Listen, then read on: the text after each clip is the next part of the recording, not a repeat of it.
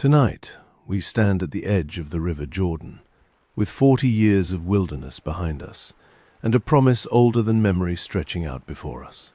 Now, let the room grow quiet around you. Let the day loosen its grip. Let your breathing slow. This is the Shepherd's Bible. Close your eyes if it helps. Let the words be a soft current beneath you.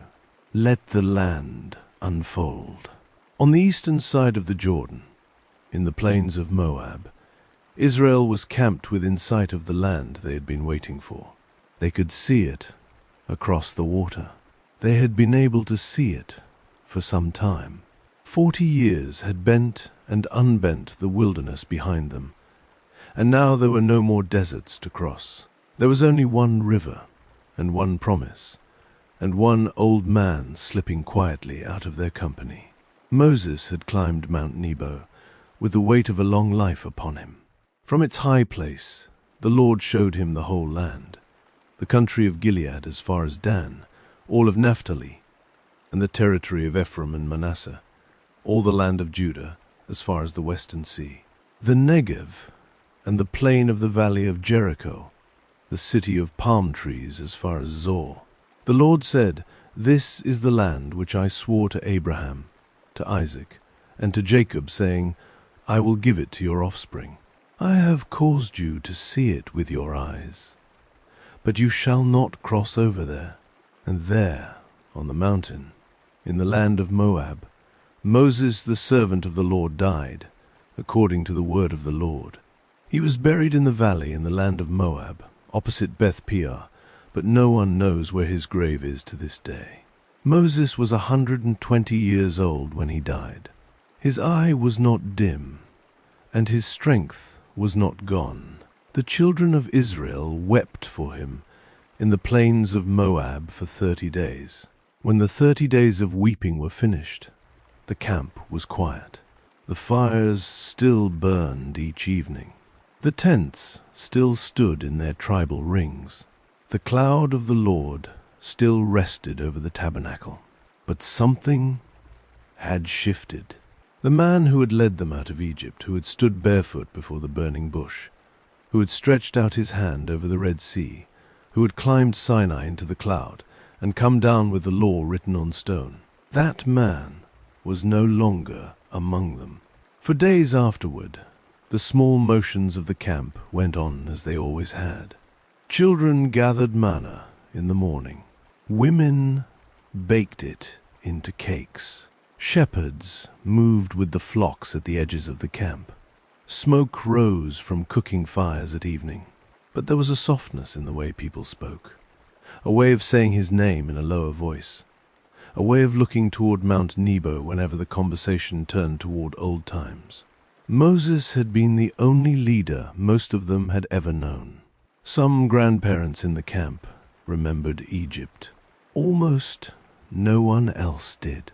With Moses gone, an entire world seemed to have stepped quietly out of the room. The elders gathered often in those days. They sat in the shadow of the tabernacle and spoke of the past and of what now might come. The younger officers stood at a respectful distance and listened. Joshua moved among them like a man who was already carrying weight, though no formal commissioning had yet been made before the people. He had been Moses' attendant since youth. He had been with him on the mountain. He had been with him in the tent of meeting. Everyone in the camp knew, in a private way, who had been chosen. Into that hush, the Lord spoke to Joshua, the son of Nun, the servant of Moses. "Moses, my servant, is dead," the Lord said. "Now therefore arise, go over this Jordan, you and all this people, to the land which I give to them, to the children of Israel." Joshua heard the words inside the silence after Moses, and they did not lift the silence. They rested in it. He had stood beside Moses for 40 years. He had seen the manna fall and the rock give water. He had been one of only 2 spies who returned with courage long ago, when 10 others had brought back fear from the same land. He had served quietly and faithfully. Now the voice that had spoken to Moses was speaking to him. "Every place that the sole of your foot shall tread on, I have given to you," the Lord said, "as I told Moses. From the wilderness and this Lebanon, even to the great river, the river Euphrates, all the land of the Hittites, and to the great sea toward the going down of the sun, shall be your border. No man will be able to stand before you all the days of your life. As I was with Moses, so I will be with you. I will not fail you, nor forsake you. Be strong and courageous," the Lord said. Joshua may have closed his eyes. He may have stood very still. He had heard Moses say these words once before to him, in the hearing of all Israel. "Be strong and courageous. Do not be afraid. Do not be discouraged, for the Lord your God goes with you." Now the Lord himself was speaking them. The mantle, invisible and heavy, had passed. "Be strong and very courageous," the Lord went on, "to observe to do according to all the law which Moses my servant commanded you. Do not turn from it to the right hand or to the left, that you may have good success wherever you go. This book of the law shall not depart out of your mouth, but you shall meditate on it day and night, that you may observe to do according to all that is written in it. For then you shall make your way prosperous, and then you shall have good success. Have I not commanded you? Be strong and courageous. Do not be afraid, neither be dismayed, for the Lord your God is with you wherever you go." There it was again, 3 times. Be strong and courageous. The Lord knew what was in Joshua's heart. The Lord knew the weight of standing where Moses had stood. He did not pretend the weight was not there.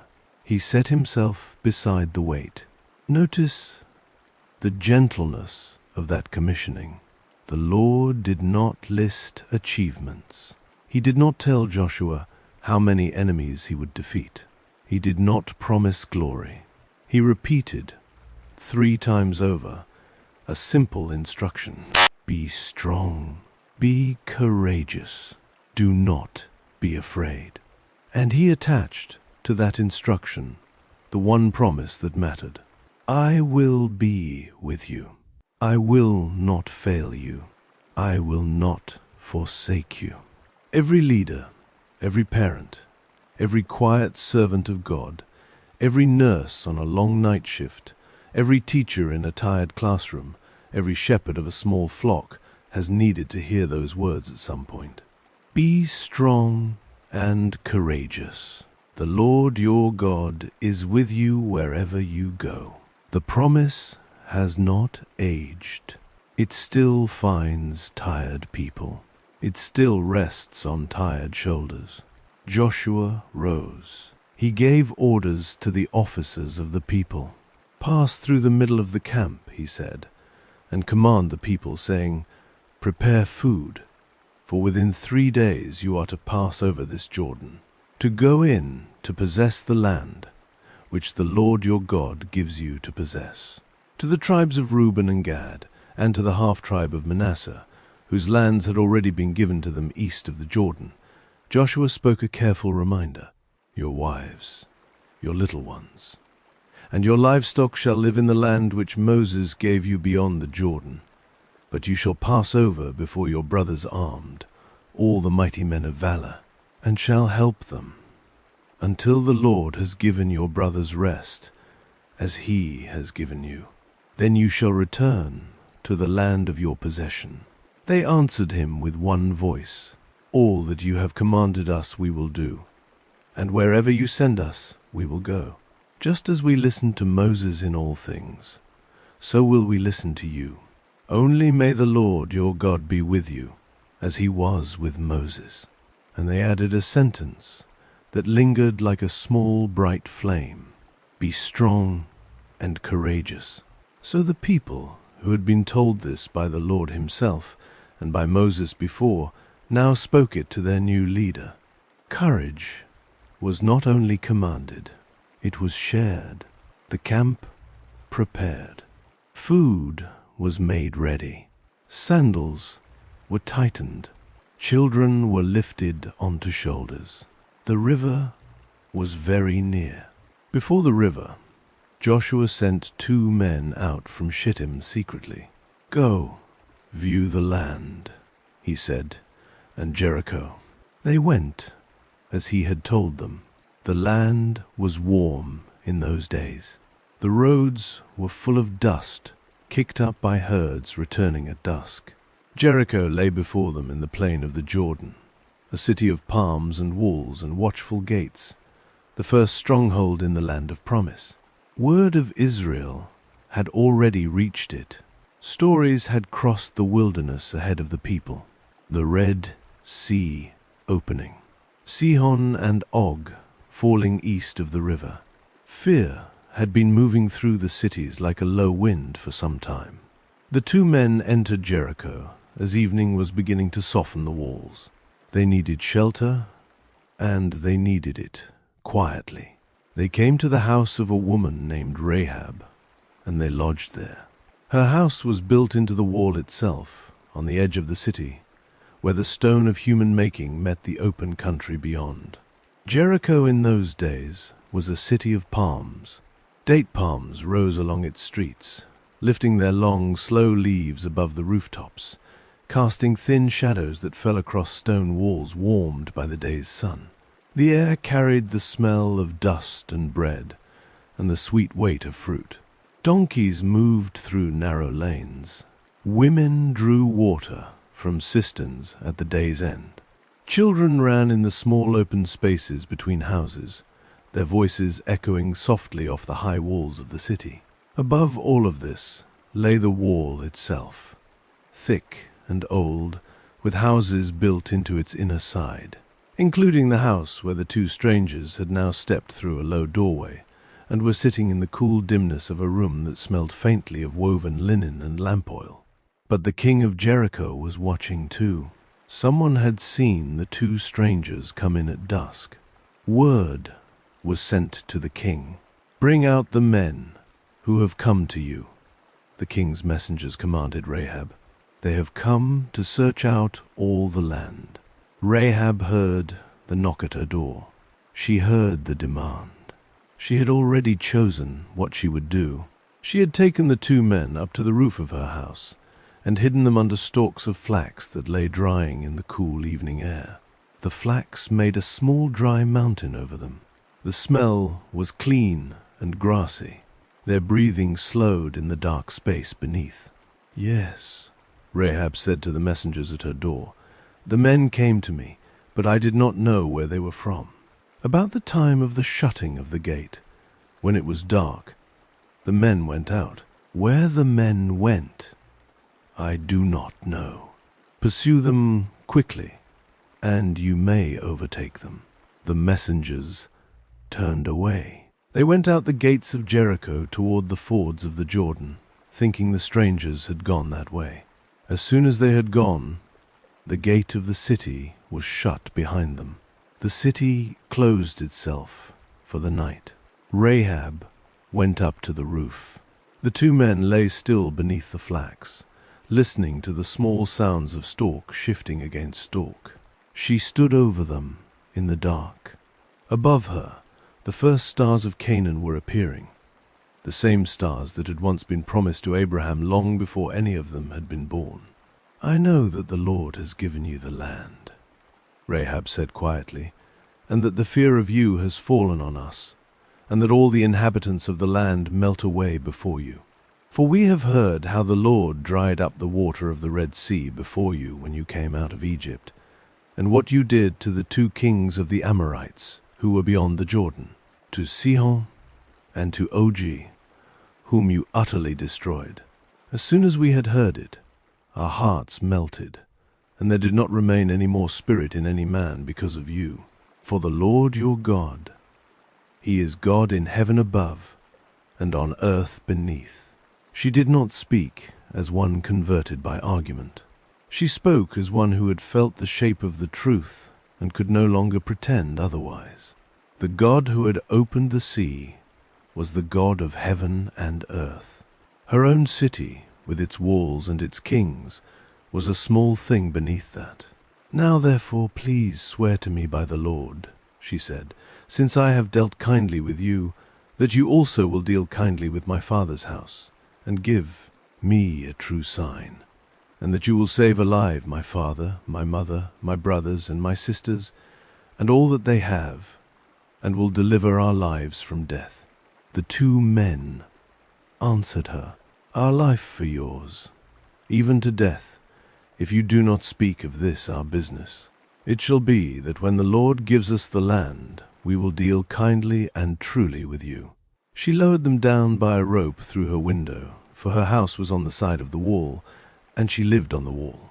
"Go to the mountain," she told them, "lest the pursuers find you, and hide yourselves there for 3 days, until the pursuers have returned. Then afterward you may go your way." The men spoke once more, before they let go of the rope. "We will be guiltless of this your oath, which you have made us to swear," they said, "unless, when we come into the land, you tie this scarlet line of cord in the window which you let us down by, and gather to yourself in the house your father, your mother, your brothers, and all your father's household. Whoever shall go out of the doors of your house into the street, his blood shall be on his head, and we shall be guiltless. Whoever shall be with you in the house, his blood shall be on our head, if any hand is on him." "So shall it be," Rahab said. She tied the scarlet cord in the window before they were even out of sight. The two men climbed down into the night and went up into the mountain, and they remained there 3 days, until the pursuers had returned. The pursuers searched all the way along the road, and did not find them. The men came down from the mountain, crossed the river, and came to Joshua the son of Nun. They told him all that had happened to them. "Truly, the Lord has delivered into our hands all the land," they said. "Moreover, all the inhabitants of the land melt away before us." Joshua listened. He did not boast. He gave the report quietly to his own heart. The land was already breaking inside, before any of his people had set foot upon it. And a woman in Jericho, with a scarlet thread tied at her window, was waiting. Joshua rose early in the morning. They moved from Shittim and came to the Jordan, he and all the children of Israel, and they lodged there before they passed over. The Jordan in those days was not the narrow ribbon it might appear in some seasons. It was the time of harvest, and the river was high. The waters overflowed all its banks. Wheat was ripening across the country. The air smelled of warm grain and damp reed. The river ran fat and brown, with the snow melt of distant mountains sliding past them with its quiet old strength. 3 days passed at the riverside. The officers went through the midst of the camp with their instructions. "When you see the ark of the covenant of the Lord your God," they said, "and the priests the Levites bearing it, then leave your place and go after it. Yet there shall be a distance between you and it, about 2,000 cubits by measure. Don't come near it, that you may know the way by which you must go, for you have not passed this way before." Joshua said to the people, "Sanctify yourselves, for tomorrow the Lord will do wonders among you." That night the camp slept beside the river. The sound of the water was constant, a low patient rushing through the dark. Tents flapped softly in the wind that moved up the river valley. The cloud of the Lord rested above the tabernacle. Children dreamed of crossings. Mothers held them closer than usual. The river ran on. Even the animals seemed to sense that something was coming. Goats stood quietly near the tents. Sheep lay folded against one another, untroubled by the closeness of the water. Somewhere, far off in the dark, a fox called once and was answered by nothing. A small wind moved through the reeds and let them go again. The stars rose slowly. The moon rose later, and laid a thin silver across the surface of the river, and on the camp, and on the tabernacle, and on the place where Joshua lay. He may have lain awake for some hours. He may have prayed without using any words, only lifting his attention up out of himself like a hand held open. Be strong and courageous. The phrase had not left him. It had begun to feel less like a command and more like a hand at his back. In the morning, Joshua spoke to the priests. "Take up the ark of the covenant," he said, "and pass over before the people." They took up the ark and went before the people. The Lord said to Joshua, "Today I will begin to magnify you in the sight of all Israel, that they may know that as I was with Moses, so I will be with you. You shall command the priests who bear the ark of the covenant, saying, 'When you have come to the brink of the waters of the Jordan, you shall stand still in the Jordan.'" Joshua said to the children of Israel, "Come here and hear the words of the Lord your God. Hereby you shall know that the living God is among you, and that he will without fail drive out from before you the Canaanite, the Hittite, the Hivite, the Perizzite, the Girgashite, the Amorite, and the Jebusite. Behold, the ark of the covenant of the Lord of all the earth passes over before you into the Jordan." The priests bore the ark forward. The people watched in stillness from a distance. The waters of the Jordan reached for the feet of the priests. The first sandal touched the water, and the moment the soles of the feet of the priests who bore the ark were dipped in the brink of the waters which came down from above stood and rose up, in one heap, a great way off by Adam, the city that is beside Zarethan, and those that went down toward the sea of the Arabah, the salt sea, were wholly cut off. The people passed over right opposite Jericho. The priests who bore the ark of the covenant of the Lord stood firm on dry ground in the middle of the Jordan. All Israel passed over on dry ground until all the nation had completely passed over the Jordan. There was a long, holy quiet on that day. The river that had carried the waters of harvest, the river that had been a wall before them only hours before, was now a path of dry stones under their feet. They walked past the priests with the ark. They walked into the country of the promise. Some who walked across would have been children when the Red Sea opened. Some would not have been born. Some had only heard the story from grandparents who were no longer alive. Now the story had come to meet them under their own feet. The God who had opened the sea was the same God. He had not aged. He had not forgotten. The land toward which their fathers had set their faces was now under their sandals. When all Israel had passed over, the Lord spoke to Joshua again. He had a memory to plant in the riverbed. He had stones to lift. "Take 12 men out of the people," the Lord said, "one man out of every tribe. Command them, saying, 'Take up for yourselves out of the middle of the Jordan, out of the place where the priests' feet stood firm, 12 stones, and carry them over with you, and lay them down in the place where you will lodge tonight.'" Joshua called the 12 men whom he had prepared, one of every tribe of the children of Israel.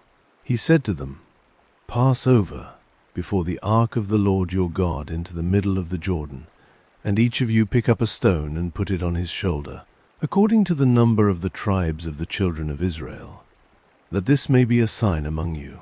When your children ask in time to come, saying, 'What do these stones mean to you?' then you shall tell them, 'Because the waters of the Jordan were cut off before the ark of the covenant of the Lord. When it passed over the Jordan, the waters of the Jordan were cut off. These stones shall be for a memorial to the children of Israel forever." The 12 men went down into the empty river, into the soft mud and the round stones smoothed by years of water. They chose stones with care. They chose stones heavy enough to be remembered, light enough to be carried. They lifted them to their shoulders. 12 men, 12 stones, 12 tribes.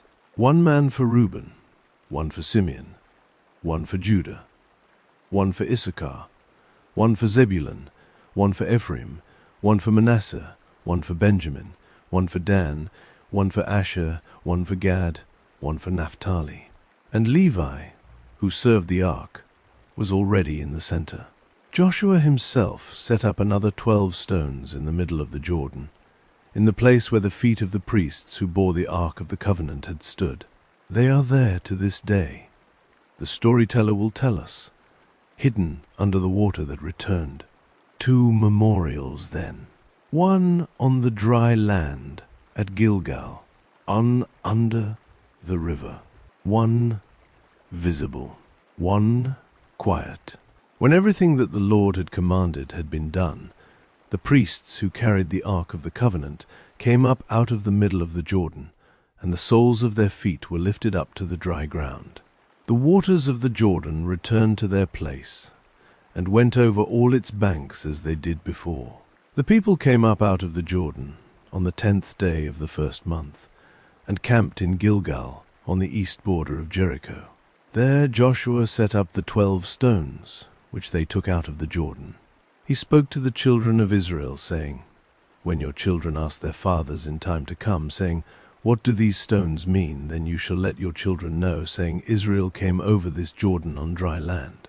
For the Lord your God dried up the waters of the Jordan from before you, until you had passed over, as the Lord your God did to the Red Sea, which he dried up from before us, until we had passed over, that all the peoples of the earth may know the hand of the Lord, that it is mighty, and that you may fear the Lord your God forever." Think of that scene for a moment, if you like. A circle of stones set on the plain, beside the camp, beside the cooking fires, beside the tents of children. Stones lifted out of a riverbed.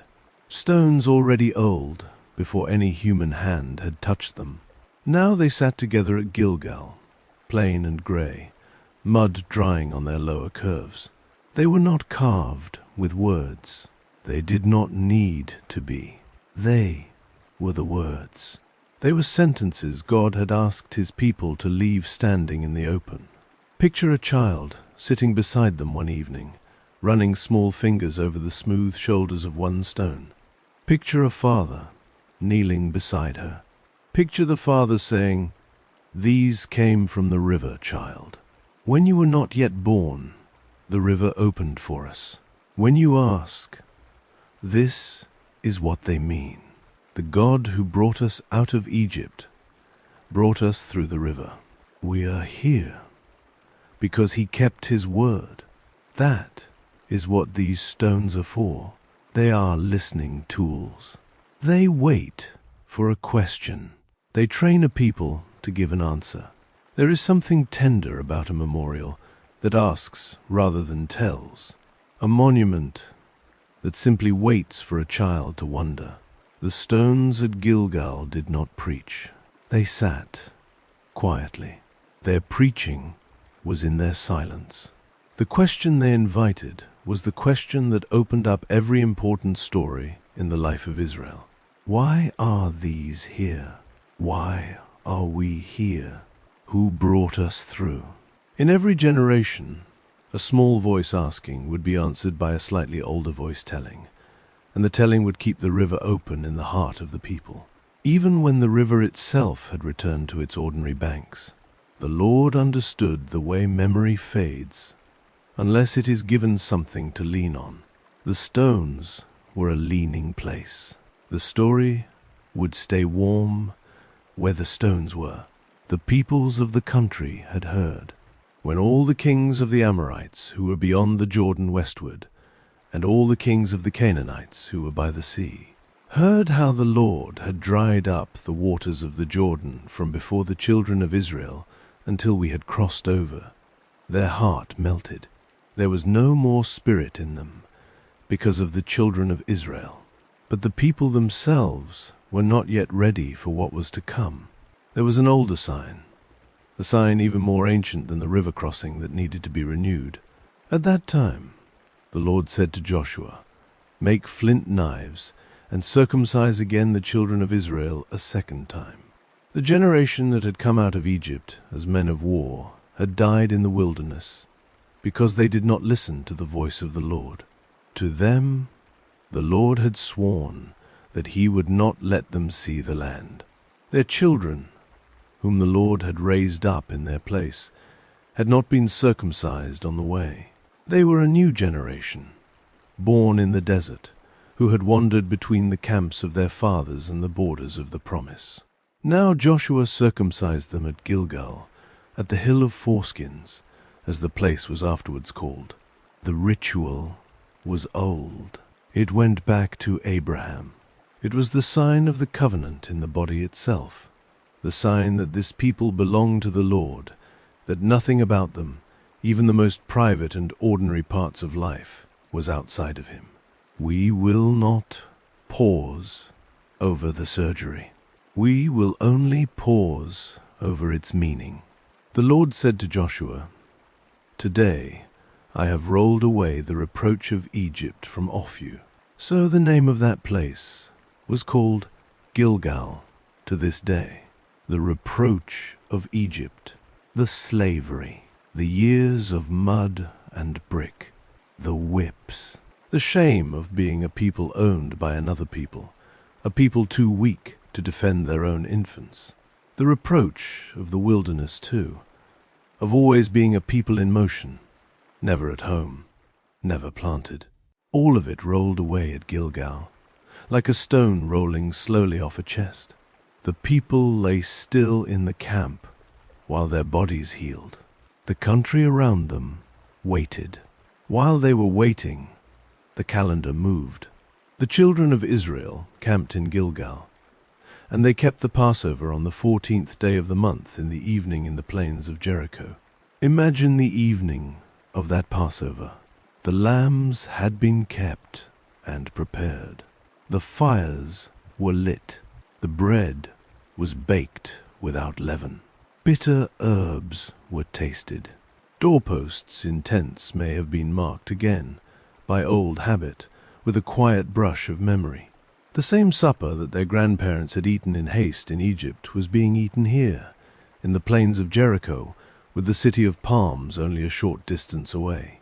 The same God was being remembered. The same blood was being honored. The same deliverance was alive. Picture the camp on that evening. Long lines of tents stretched out across the plain, with small fires glowing inside each one.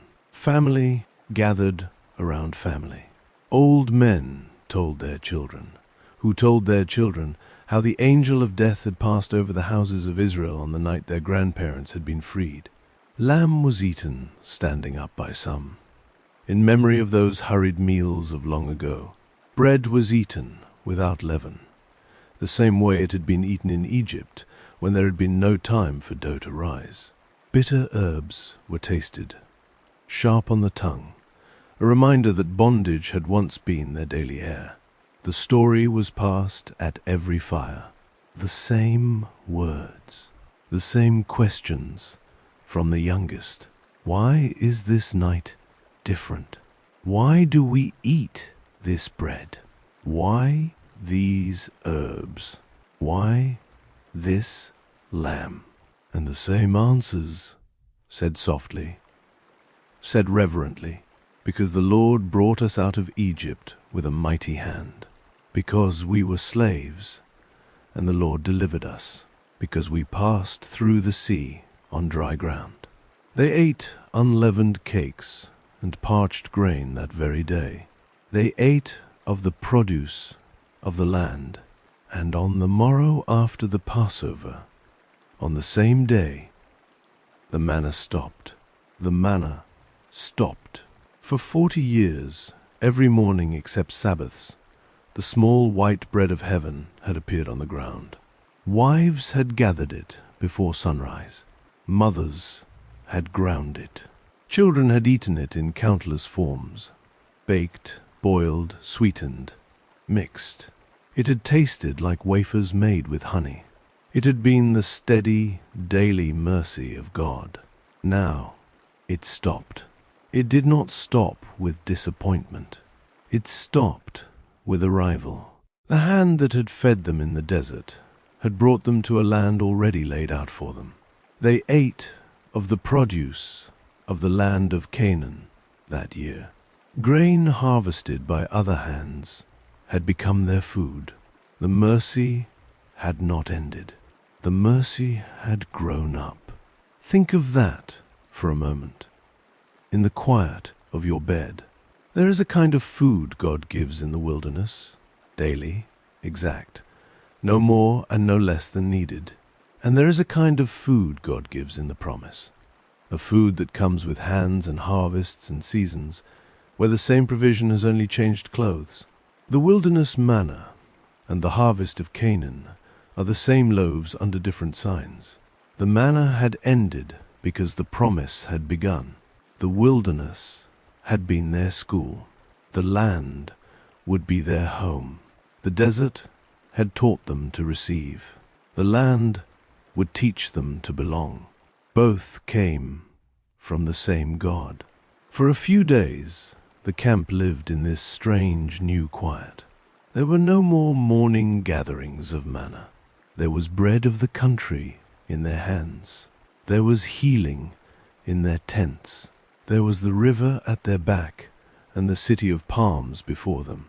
Israel was for the first time in any of their memories, neither in slavery nor in wilderness. They were on the edge of inheritance. And then, near Jericho, Joshua walked out alone. It happened, when Joshua was by Jericho, that he lifted up his eyes and looked, and behold, a man stood opposite him with his sword drawn in his hand.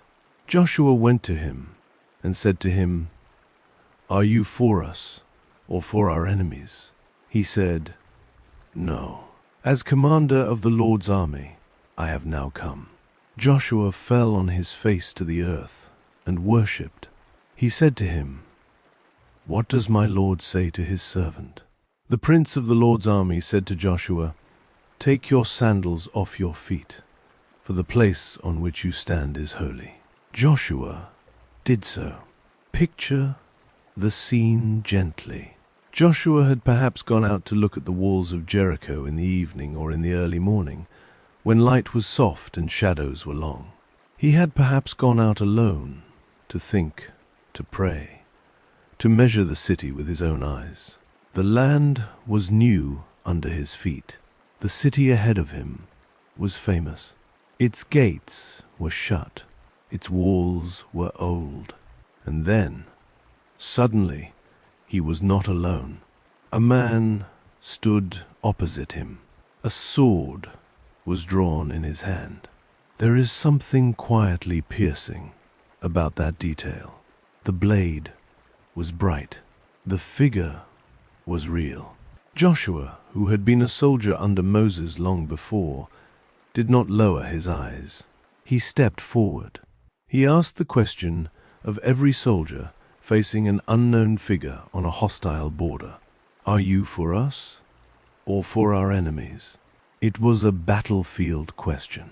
It expected one of two answers. It was the kind of question that ended in friendship or in fight. The answer came back. No. Not yes. Not no in the sense of refusal. No to the question itself. The figure was not on Joshua's side, because Joshua was Joshua. The figure was not on the side of any human commander, out of mere alliance. The figure was on the Lord's side, and the Lord's side was not Joshua's project to claim.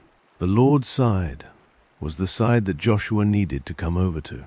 As commander of the Lord's army I have now come, the figure said. In a single quiet sentence, the entire conquest was reframed. This was not Joshua's war. This was not Israel's enterprise. The campaign that lay ahead, with all its weight and seriousness, was not a human conquest. It was the Lord's.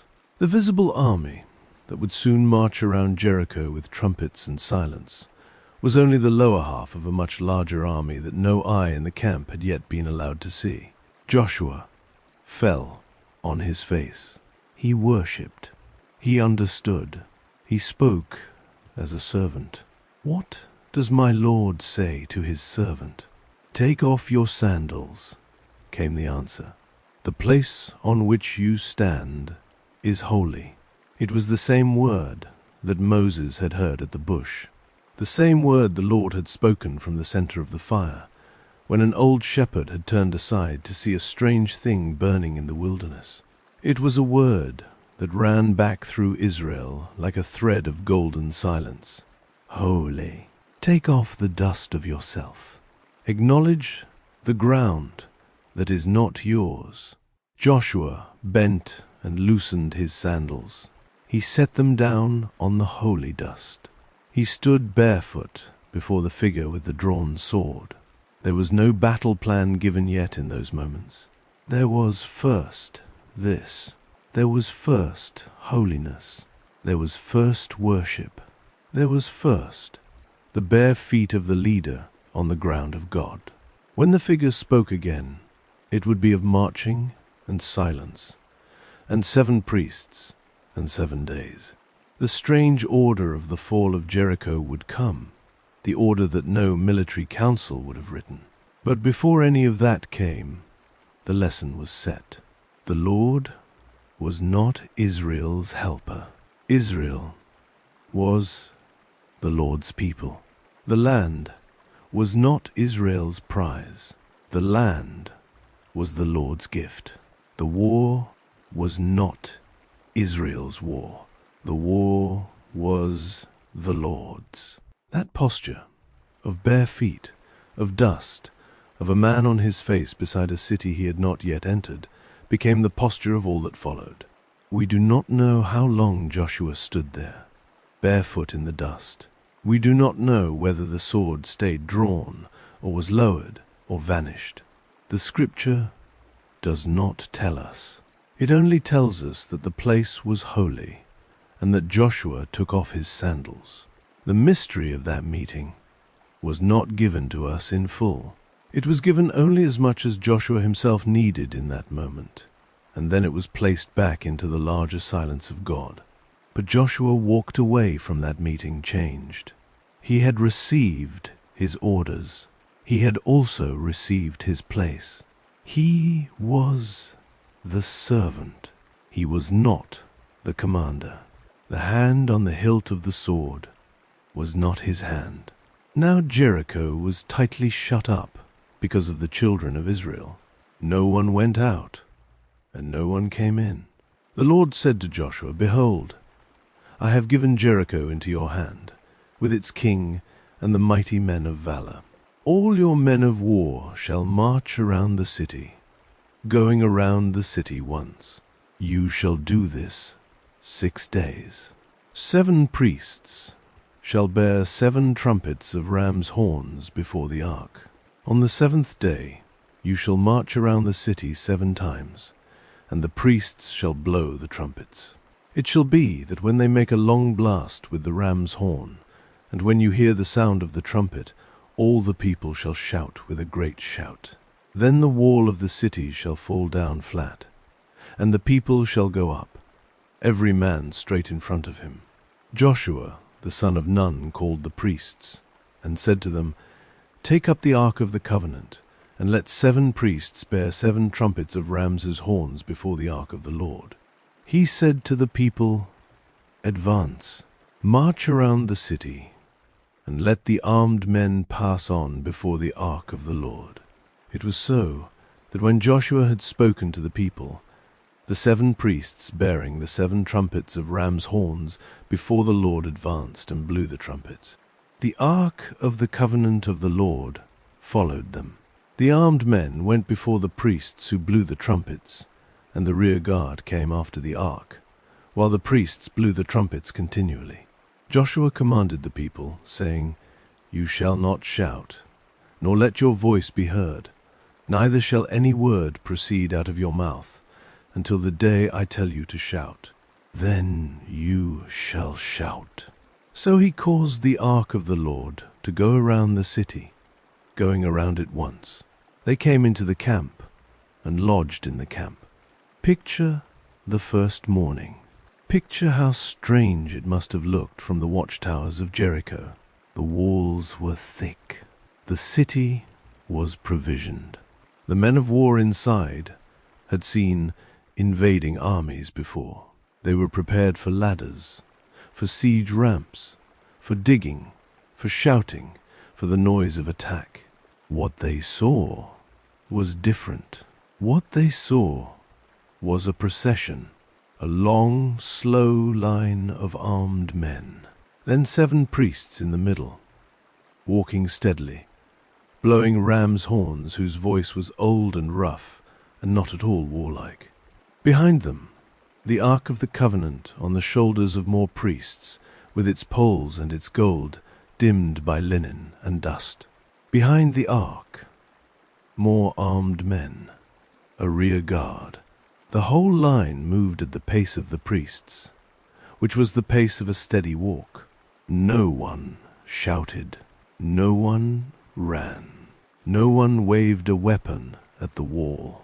They simply walked once around, then back to camp. The second day, the same. The third day, the same. The fourth day, the fifth day, the sixth day. They marched once around the city each day, then returned to their tents. Imagine those days from inside the camp.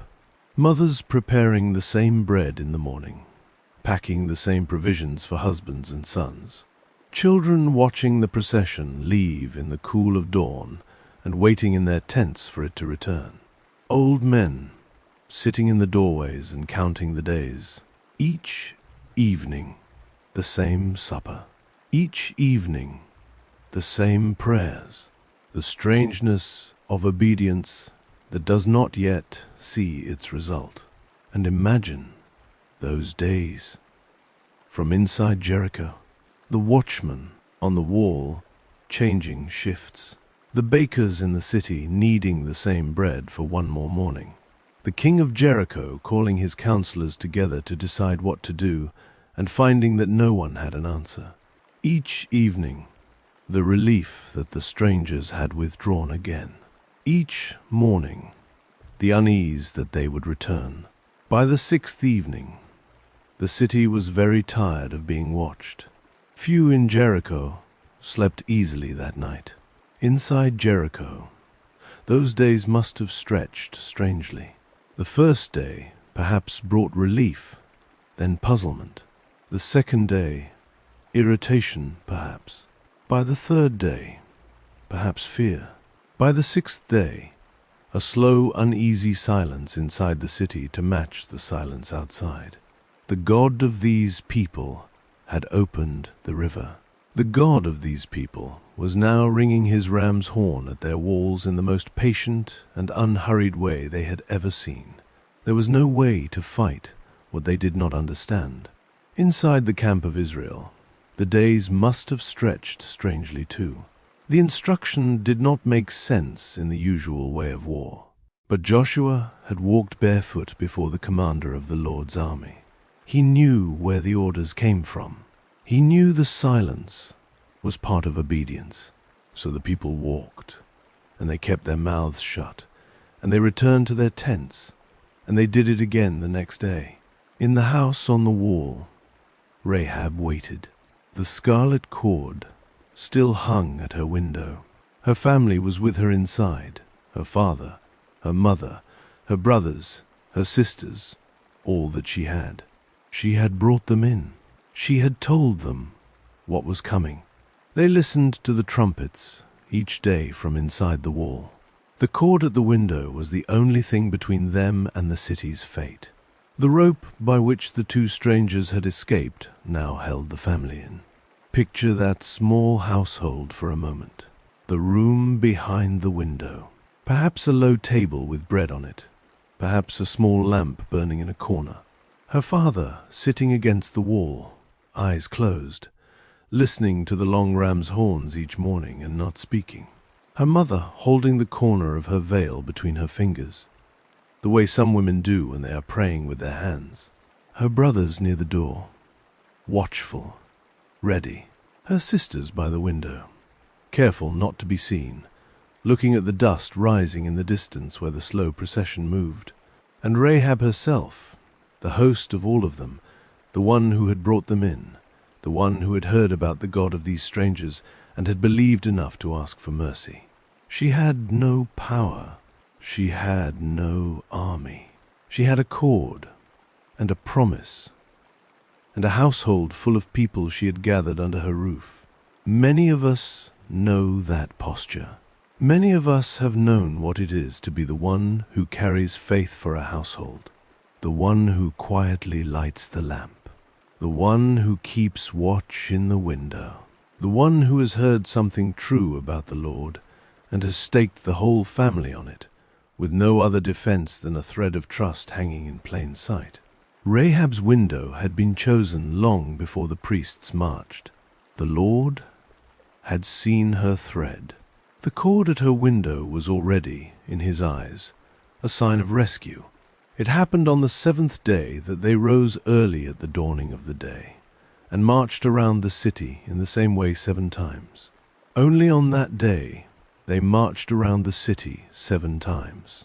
Imagine the 7th day. Imagine the dawn over the plains of Jericho, that pale grey hour just before color returns to the world. The trumpets begin. The procession begins. Once around. The watchers in Jericho see the line return, and instead of going back to camp, the line begins again.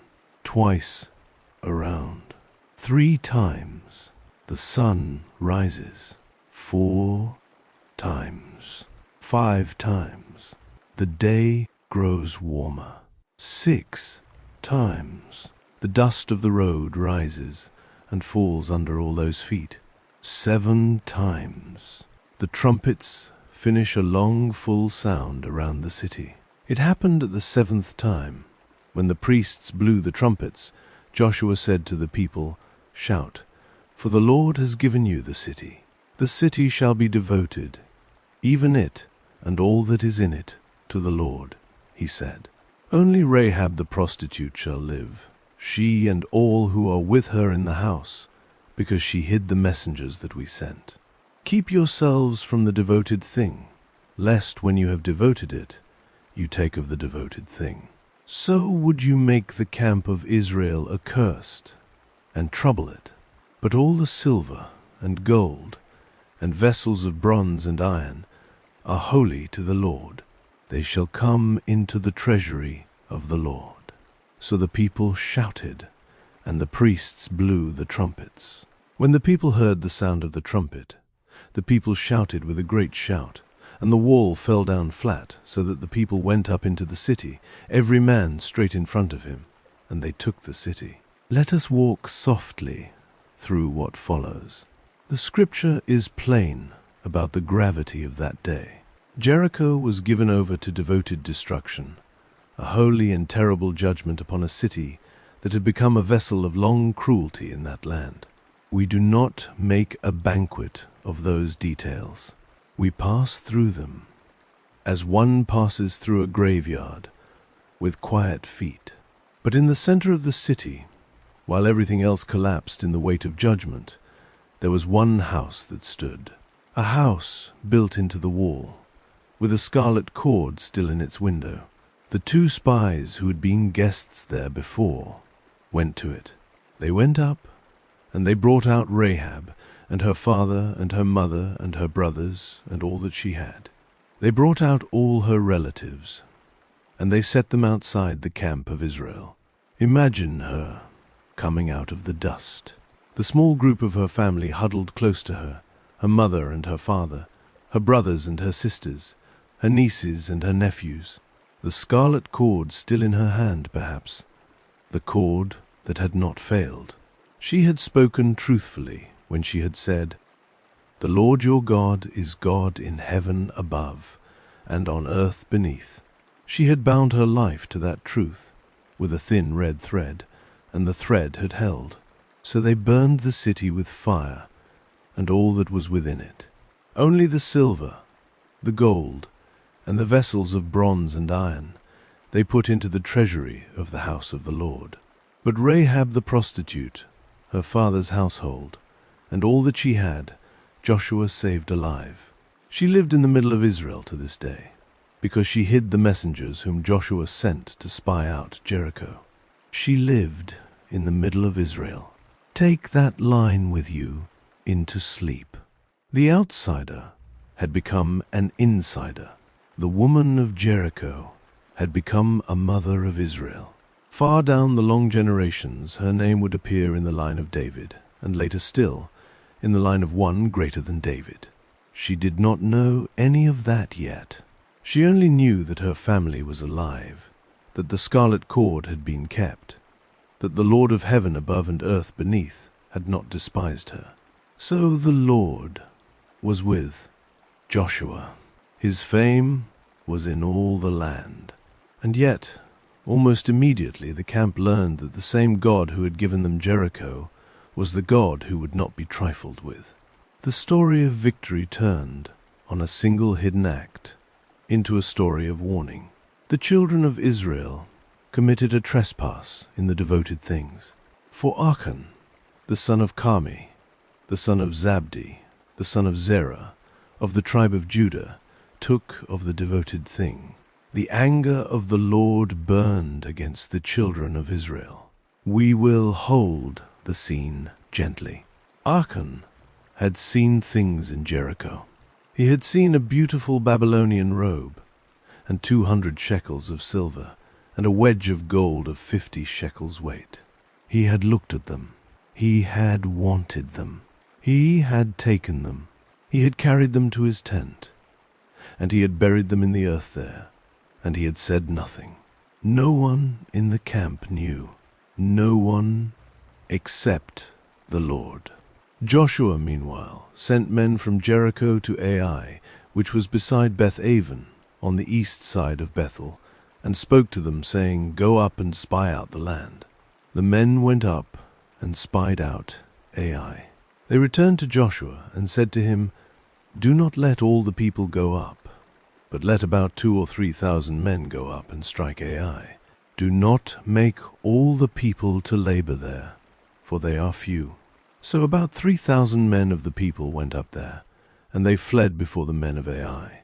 The men of Ai struck about 36 men of them. They chased them from before the gate even to Shebarim, and struck them at the descent. The hearts of the people melted, and became like water. 36 men. After Jericho, after the river, after the trumpets and the falling wall, after the bare feet and the holy ground. Now 36 funerals in the camp. Now wives sitting in the dust beside tents that would not have a husband returning. Now mothers who had crossed the river, hearing word that their son had fallen at Ai. Joshua tore his clothes and fell to the earth on his face before the ark of the Lord until the evening, he and the elders of Israel, and they put dust on their heads. Joshua said, Alas, Lord God, why have you brought this people over the Jordan at all, to deliver us into the hand of the Amorites, to cause us to perish? I wish that we had been content and lived beyond the Jordan. O Lord, what shall I say after Israel has turned their backs before their enemies? For the Canaanites and all the inhabitants of the land will hear of it, and will surround us and cut off our name from the earth. What will you do for your great name? There is something deeply human in those words. The leader who had stood on holy ground without sandals, who had walked around Jericho without flinching, was now flat on his face in dust, asking the Lord himself why this had happened. The grief was honest. He was not pretending the loss was small. Picture him there, in the long afternoon, with the elders around him. The dust on their heads was real dust.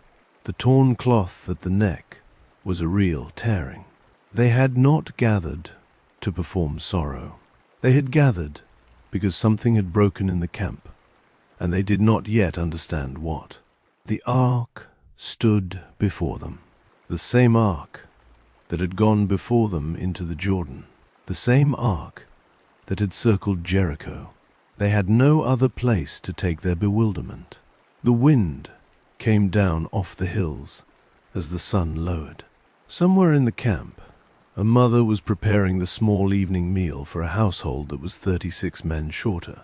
Somewhere, a young wife was sitting alone in a tent for the first time. The grief was specific. It had names. It had faces.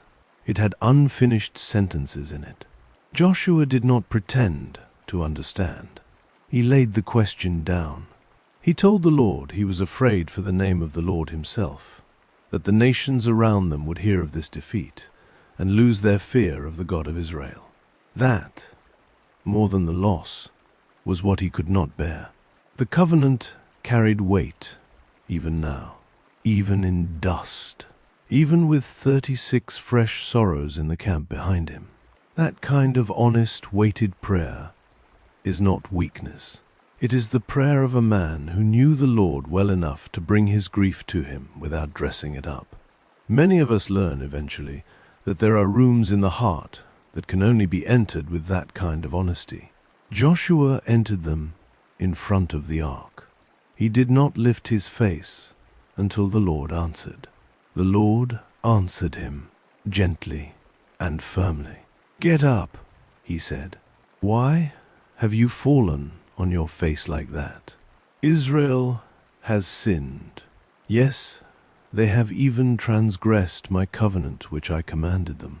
Yes, they have even taken of the devoted things, and have also stolen, and also deceived. They have even put it among their own stuff. Therefore, the children of Israel cannot stand before their enemies. They turn their backs before their enemies because they have become devoted for destruction. I will not be with you any more, unless you destroy the devoted things from amongst you. Get up, sanctify the people, and say, sanctify yourselves for tomorrow. For the Lord, the God of Israel, says, there is a devoted thing in the middle of you, Israel. You cannot stand before your enemies until you take away the devoted thing from amongst you." Joshua rose. He went through the camp. He gathered the people. In the morning, he called Israel by their tribes, and the tribe of Judah was taken. He brought near the family of Judah, and the family of the Zerahites was taken. He brought near the family of the Zerahites man by man, and Zabdi was taken. He brought near his household man by man, and Achan, the son of Carmi, the son of Zabdi, the son of Zerah of the tribe of Judah, was taken. Joshua said to Achan, "My son, please give glory to the Lord, the God of Israel, and make confession to him. Tell me now what you have done. Do not hide it from me." Achan answered Joshua and said, "I have truly sinned against the Lord, the God of Israel, and this is what I have done. When I saw amongst the spoil a beautiful Babylonian robe, 200 shekels of silver, and a wedge of gold of 50 shekels weight, then I coveted them and took them. Behold, they are hidden in the earth in the middle of my tent, with the silver under it." So Joshua sent messengers, and they ran to the tent. Behold, it was hidden in his tent, with the silver under it. They took them from the middle of the tent, and brought them to Joshua and to all the children of Israel. They laid them down before the Lord. The judgment that followed was sober and complete. We will not linger over it.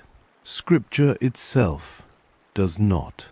It speaks plainly that the trespass was dealt with, that the camp was made clean again, that the place was called the Valley of Achor, the Valley of Trouble.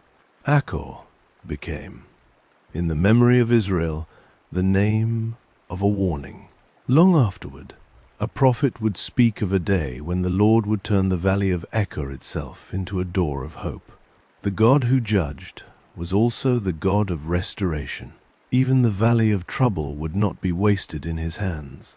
The Lord said to Joshua, "Do not be afraid, nor be dismayed. Take all the army with you, and arise, go up to Ai.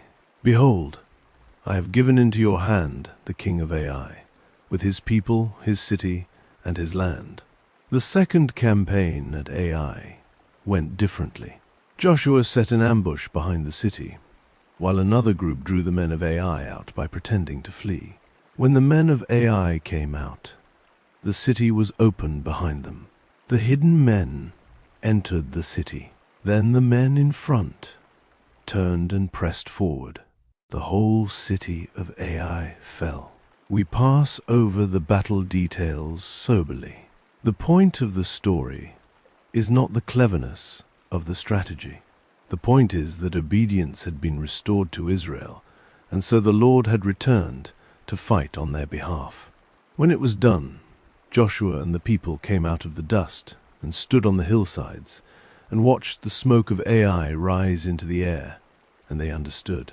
Without obedience, they could not stand against even a small city. With obedience, even a strong city would fall. After Ai, Joshua did something that may surprise those who think the conquest was only about battle. He stopped, and he built an altar. He built an altar to the Lord, the God of Israel, in Mount Ebal, as Moses the servant of the Lord commanded the children of Israel, as it is written in the book of the law of Moses, an altar of uncut stones, on which no one had lifted up any iron. They offered burnt offerings on it to the Lord, and sacrificed peace offerings. He wrote there on the stones a copy of the law of Moses, which he wrote in the presence of the children of Israel. All Israel, with their elders, officers, and judges, stood on both sides of the ark before the priests the Levites, who carried the ark of the Lord's covenant, the foreigner as well as the native. Half of them stood in front of Mount Gerizim, and half of them in front of Mount Ebal, as Moses the servant of the Lord had commanded at the first, that they should bless the people of Israel. Picture the assembly. 2 mountains rising up in the heart of the land, with a valley between them. On one side, Mount Gerizim, where blessing was to be proclaimed. On the other, Mount Ebal, where curse was to be proclaimed. Down the slopes of both, the people of Israel arranged themselves by tribe, in a great natural amphitheater formed by the bones of the land itself. In the middle, the Ark of the Covenant, carried by the priests. Beside them, Joshua. Above them, the open sky of Canaan. The wind moved up the valley, as it always did in those parts of the country. It moved through the robes of the priests. It moved the grass on the slopes. It carried the small sounds of the assembly, the soft murmur of so many people standing together, the cough of an older man, the cry of a baby in a mother's arms, the bleating of a few sheep brought along by herdsmen, the foreigner as well as the native. That phrase is worth holding. Already, the assembly of Israel was wider than blood. People who had joined themselves to Israel from outside, like Rahab's family, were among them. They stood on the slopes too. They heard what Israel heard. They stood under the same words. There is a quiet generosity in that. The God of Israel was not a God whose mercy was rationed by birth. The same law that bound the children of Abraham bound those who had come to walk with the children of Abraham. The same blessings, the same warnings, the same promises. The slopes were wide enough. Afterward, Joshua read all the words of the law, the blessing and the curse, according to all that is written in the book of the law. There was not a word of all that Moses commanded which Joshua didn't read before all the assembly of Israel, with the women, the little ones, and the foreigners who were amongst them. A man's voice carrying the word of God, slowly, across a valley, with 2 mountains as its audience and a whole people as its breath, women, children, foreigners, elders, soldiers, priests, all standing in the wind on the slopes. The law read aloud, slowly, without rush, while the day went on around them. It would have been quiet at first. Just the voice, just the wind, just the answer of the people from one side and then the other when the readings turned that way. The land that had been promised, the land they had crossed a river to enter, was now being placed under covenant words from within itself. They had not come simply to take the land. They had come to live under God's voice inside it. This is one of the deepest scenes in the whole book. It says, plainly and without argument, that the conquest had a center, and the center was the law of God, and the law was for everyone. The little ones who could not yet read, the foreigners who had not been born in the camp, the women who carried the daily life of the people in their hands, the soldiers who had carried sword and shield. All of them stood and listened. By the time the sun was lower and the wind had grown cooler, the assembly was finished. The altar of uncut stones stood on Mount Ebal. The smoke of offerings rose into the cooling air. The people came down from the slopes and returned to their tents. The land was not just being taken. The land was being received under covenant. Word traveled fast in the country. When all the kings who were beyond the Jordan, in the hill country and in the lowland, and on all the shore of the great sea in front of Lebanon, the Hittite, the Amorite, the Canaanite, the Perizzite, the Hivite, and the Jebusite, heard of these things, they gathered themselves together to fight with Joshua and with Israel with one accord. But there were some, in one corner of the country, who chose another way, not the way of battle, the way of cunning.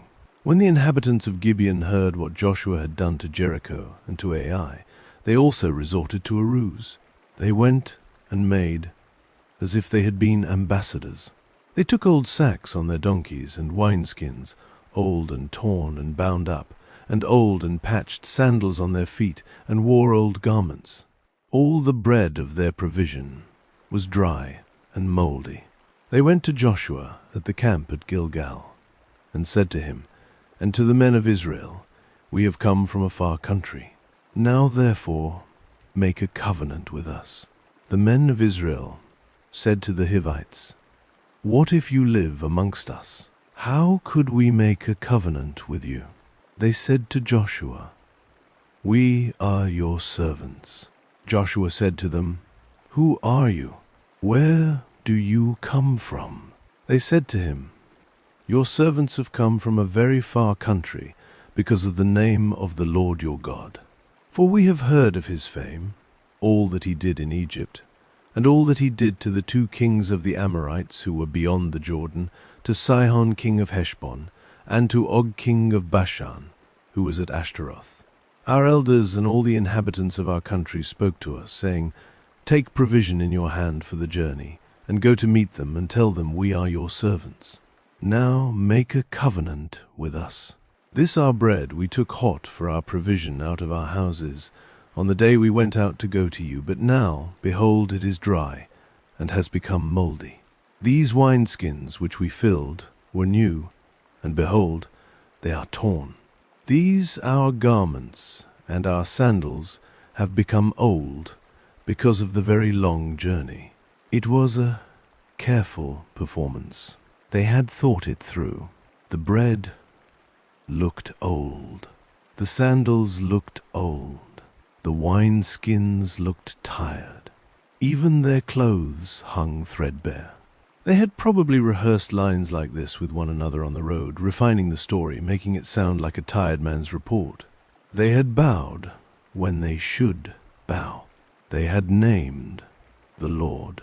They had said the right things.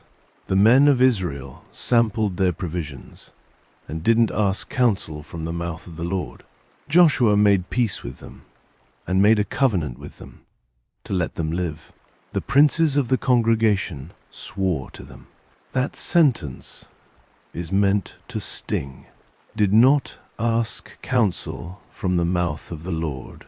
They had been so eager to show kindness to ambassadors from a far country, so quick to feel the goodness of being trusted, so impressed by the worn sandals and the dry bread, that they did not stop to do the one thing they had been told over and over to do.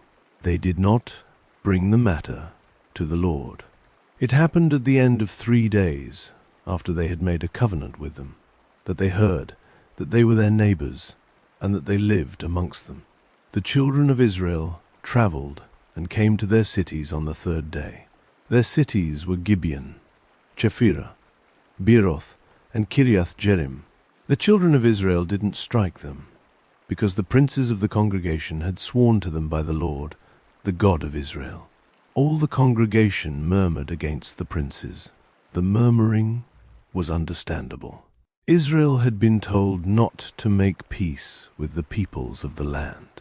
Now they had sworn an oath by the Lord himself to a group of those very people. The oath could not be undone. To break an oath sworn in the name of the Lord, even an oath made in foolishness, would have been to dishonor him. So the princes said to them, "We have sworn to them by the Lord, the God of Israel. Now therefore we must not touch them. We will do this to them, and let them live, lest wrath be on us, because of the oath which we swore to them." The princes said to them, "Let them live."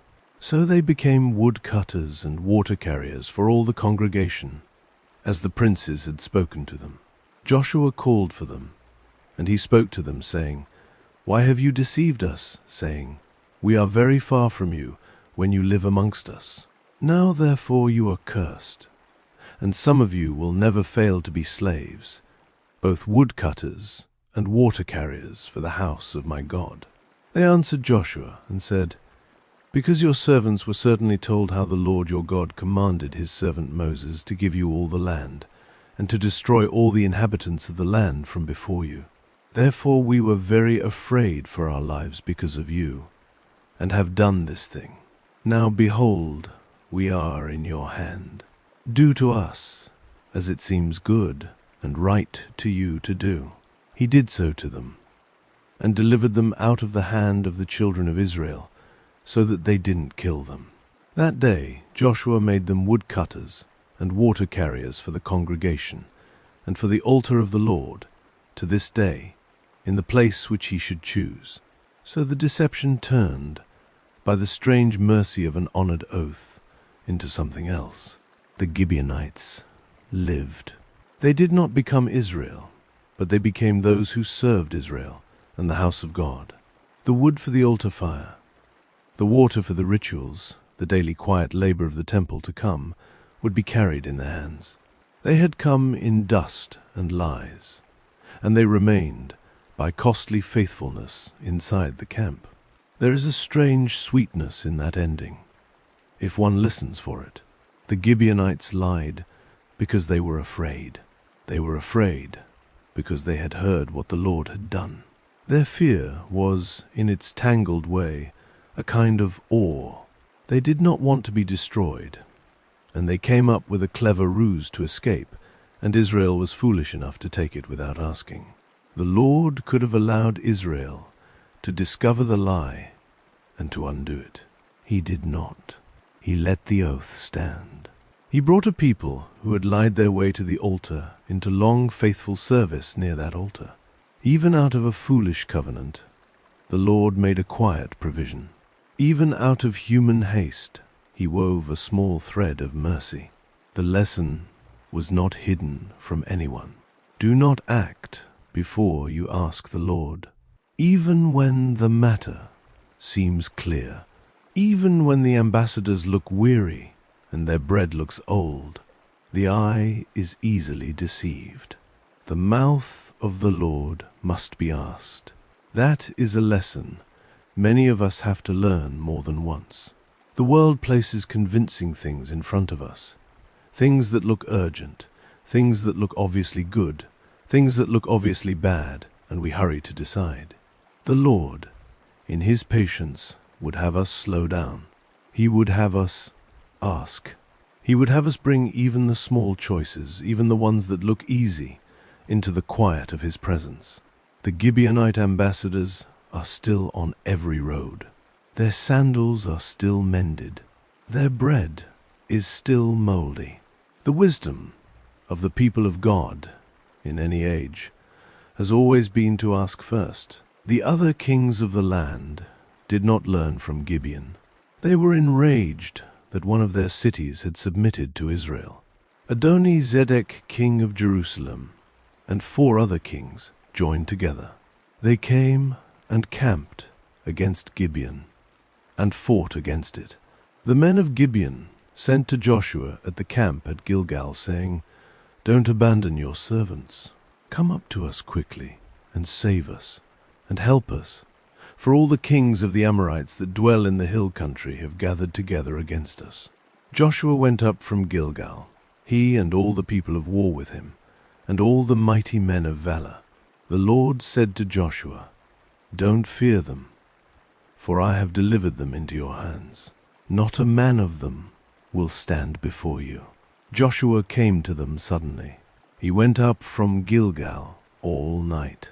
The Lord confused them before Israel, and He killed them with a great slaughter at Gibeon, and chased them by the way of the ascent of Beth-horon, and struck them as far as Azekah and to Makkedah.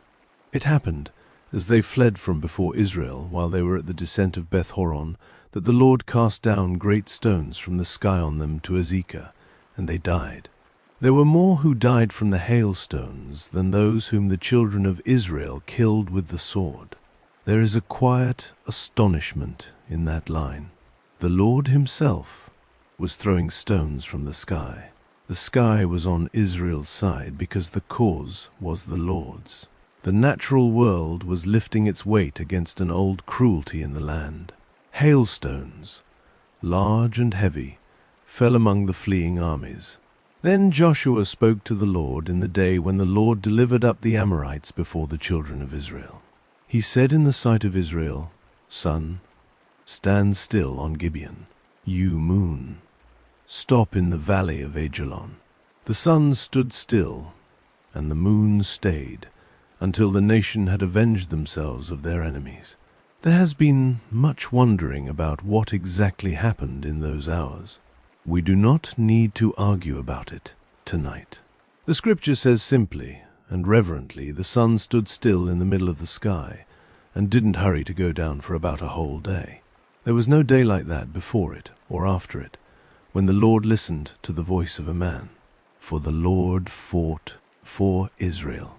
Picture a man standing in a valley in the late part of the day, with light falling slowly and slow shadows moving, and asking out loud in the hearing of his own soldiers for the sun to stop. And picture the sun stopping. Or picture, if you prefer, the long shadow staying long, and the army moving in light that should not have been there, and the enemies retreating under a sky that would not let them have their evening. The point is the same. The Lord listened to the voice of a man. The man asked something only God could grant, and God granted it. For a moment, the whole sky was reminded of what it was for. The lights set in the firmament to give light upon the earth were also still under the orders of the one who had set them there. There is a quiet wonder in that, for the listener tonight, the God who keeps the stars in their long, slow turning, the God who bends the day for the sake of a battle that is finally not Israel's but His. That same God hears us. That same God is patient with our small prayers. He does not need our prayers in order to do what He does, but He listens to them as a father listens to a child who is learning to speak. And sometimes, in ways we will only ever half understand, He answers. It is worth remembering, in the quiet of an evening, that the prayers we have spoken into our own days are heard by the same God who heard Joshua in that valley.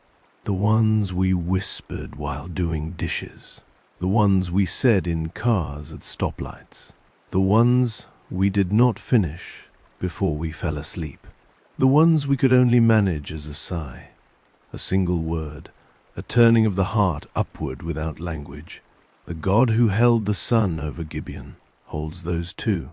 The God who bent the day for one man bends his ear for ours, not always with an answer we expected, sometimes with silence, sometimes with a slow opening of doors we did not see, but always with hearing. The prayer of a man in a valley was not lost.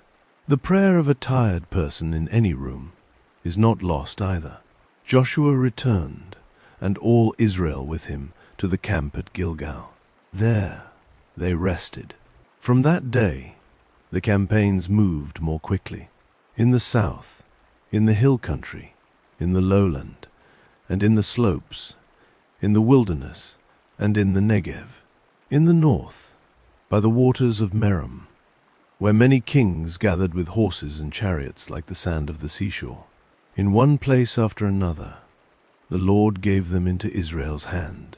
We will not trace every place name or every battle. The scripture itself does not linger long. The story of conquest in those middle chapters is a kind of solemn drum.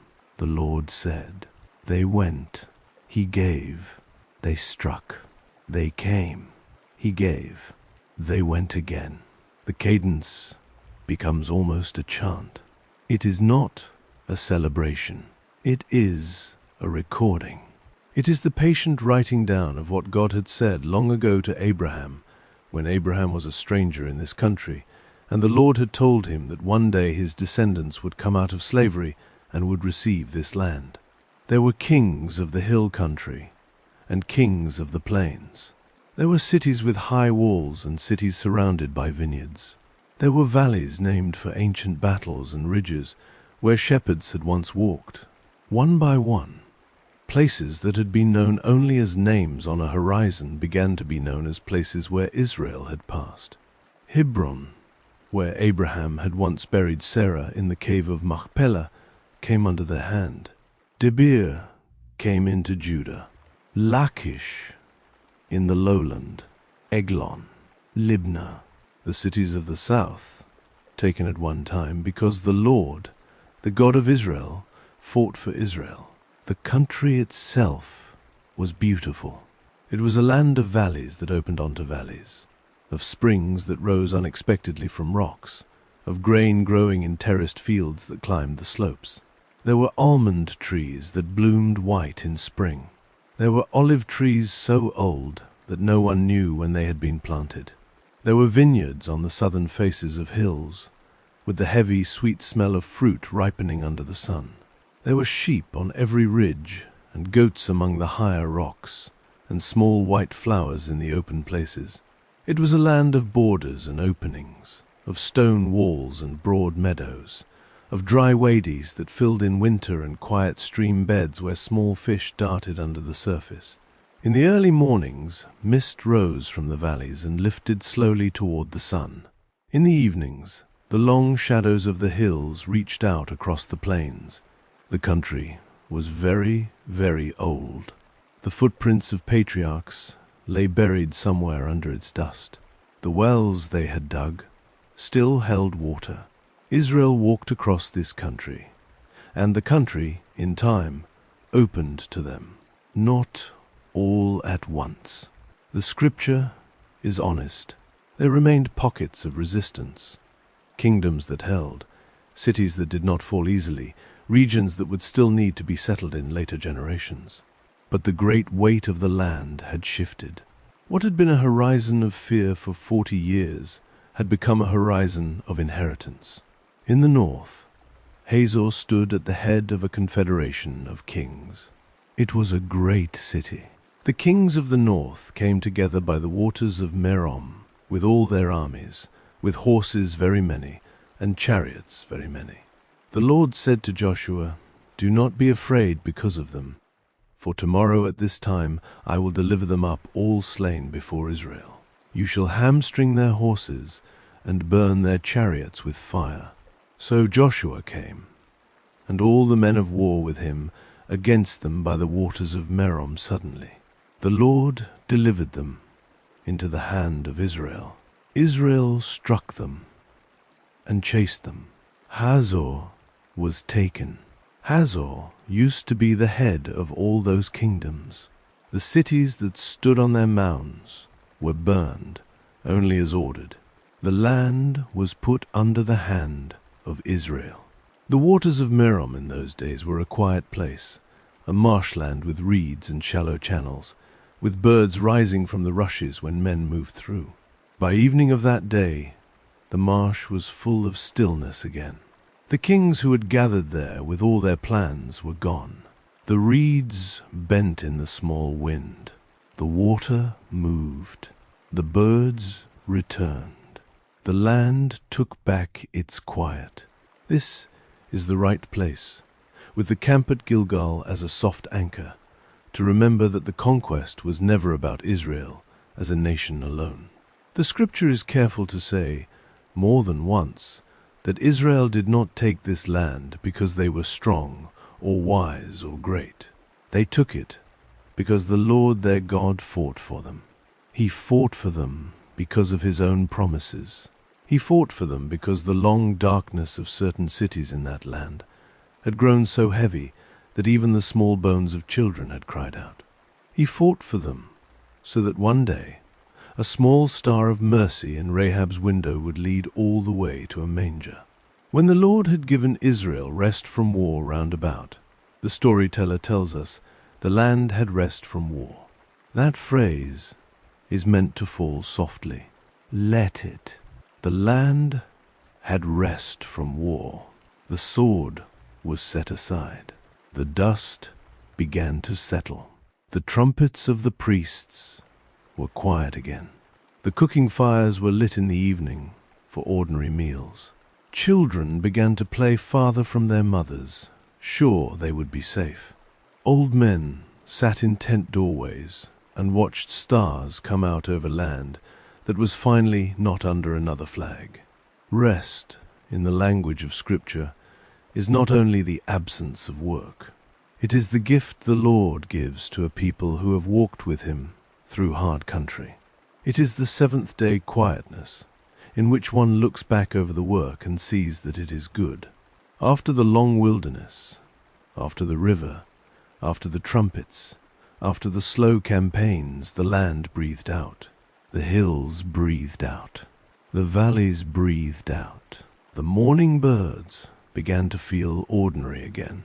The evening lamps burned in farmhouses where, only months before, there had been only the wind in empty doorways.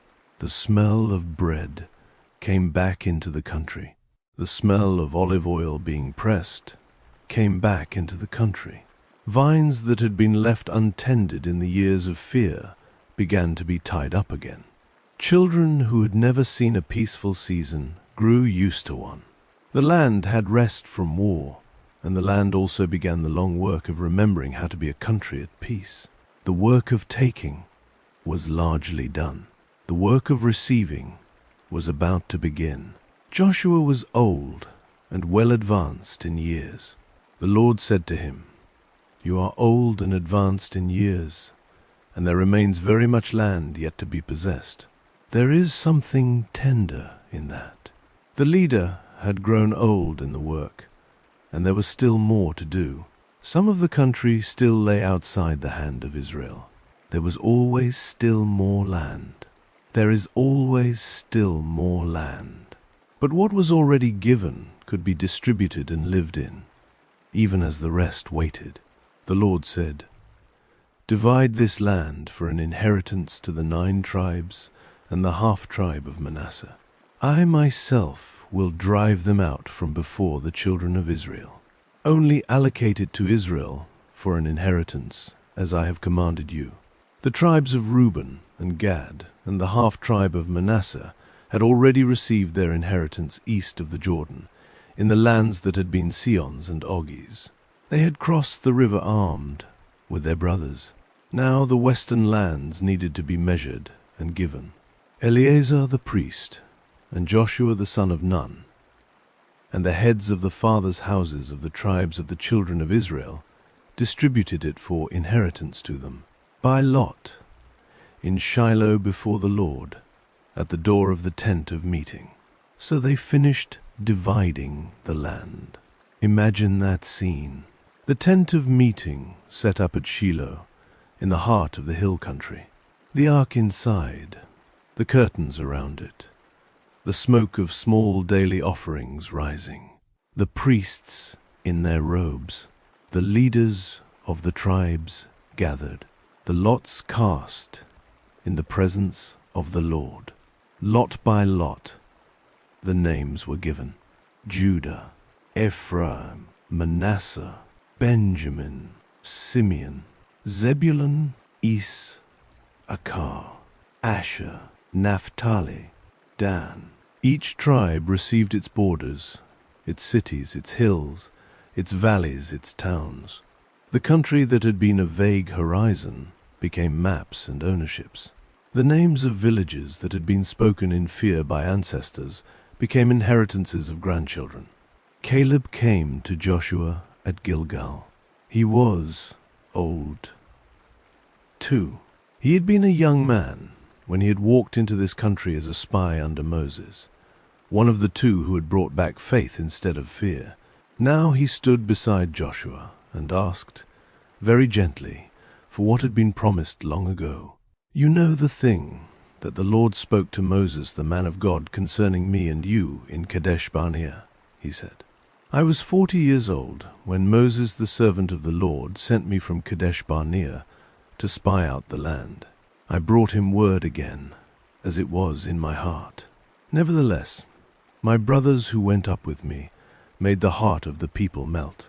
I wholly followed the Lord my God." Moses swore on that day, saying, "Surely the land where you walked shall be an inheritance to you and to your children forever, because you have wholly followed the Lord my God. Now behold, the Lord has kept me alive as he spoke these 45 years, from the time that the Lord spoke this word to Moses, while Israel walked in the wilderness. Now behold, I am 85 years old today. As yet I am as strong today as I was in the day that Moses sent me. As my strength was then, even so is my strength now for war, both to go out and to come in. Now therefore give me this hill country, of which the Lord spoke in that day." There was a quiet smile, perhaps, on Joshua's face as he listened. He had walked beside Caleb a long time. Two old men now, both still alive, both still walking, both still receiving promises from the same God. Imagine the two of them there, both grey now, both with the long Egyptian dust still somewhere in their memory, both with the wilderness still close behind them. They had stood together in the council of 12 spies all those years ago. They had been outvoted by 10 frightened voices. They had heard the older generation refuse the gift, and they had walked the long, slow circle of 40 years because of that refusal. And here, at last, they were the last 2 of those 12. Everyone else had been laid in the wilderness. They were standing on the other side of the Jordan, talking about hill country and inheritance. Caleb did not ask for an easy portion. He asked for the hill country that still had the strongest people in it, the country of the Anakim, the tall men whose names had once made his brother spies tremble. He was 85. He asked for the hardest place. He believed the Lord would still go with him, as he had at 40. Faith in him had not grown old, even though his beard had. Joshua blessed him. He gave Hebron to Caleb the son of Jephunneh for an inheritance. Therefore Hebron became the inheritance of Caleb to this day, because he wholly followed the Lord, the God of Israel. There were also 5 sisters, the daughters of Zelophehad, whose story is gently held inside the book of Numbers and remembered again in Joshua. Their father had no sons. Long before, they had come and stood before Moses and Eleazar, the priest and the leaders, and they had said quietly, "Our father had no son. Why should the name of our father be taken away from his family because he had no son?" Give us a possession amongst the brothers of our father. The Lord had agreed. Now in the days of Joshua the daughters came and stood again, and they said, The Lord commanded Moses to give us an inheritance among our brothers. So according to the commandment of the Lord, he gave them an inheritance amongst the brothers of their father. Their names were kept. Their portion was given. Mahlah, Noah, Hoglah, Milcah, and Tirzah. Their names lived on in the land. Among the tribe of Levi, no portion of land like the other tribes was given. The Lord himself was their inheritance, yet they were not without homes. Out of the inheritance of each tribe, cities and pasture lands were given to the Levites, scattered through the country. In this way, the men who carried the worship of the Lord were spread thinly through every place. In every region, there was a Levitical city, a place where someone could ask about the law of the Lord, where teaching about God was always near. Even in the geography of the inheritance, the Lord had hidden a mercy. There were also cities of refuge, 6 of them, 3 on the east side of the Jordan, 3 on the west. Kadesh in Galilee, in the hill country of Naphtali. Shechem in the hill country of Ephraim. Hebron in the hill country of Judah. And Bezer in the wilderness, in the plain of the tribe of Reuben. Ramoth in Gilead, of the tribe of Gad. Golan in Bashan, of the tribe of Manasseh. These were appointed for the children of Israel, and for the foreigner who lived as a foreigner amongst them, that whoever killed any person unintentionally might flee there. He would not die by the hand of the avenger of blood until he stood before the congregation. That mercy mattered.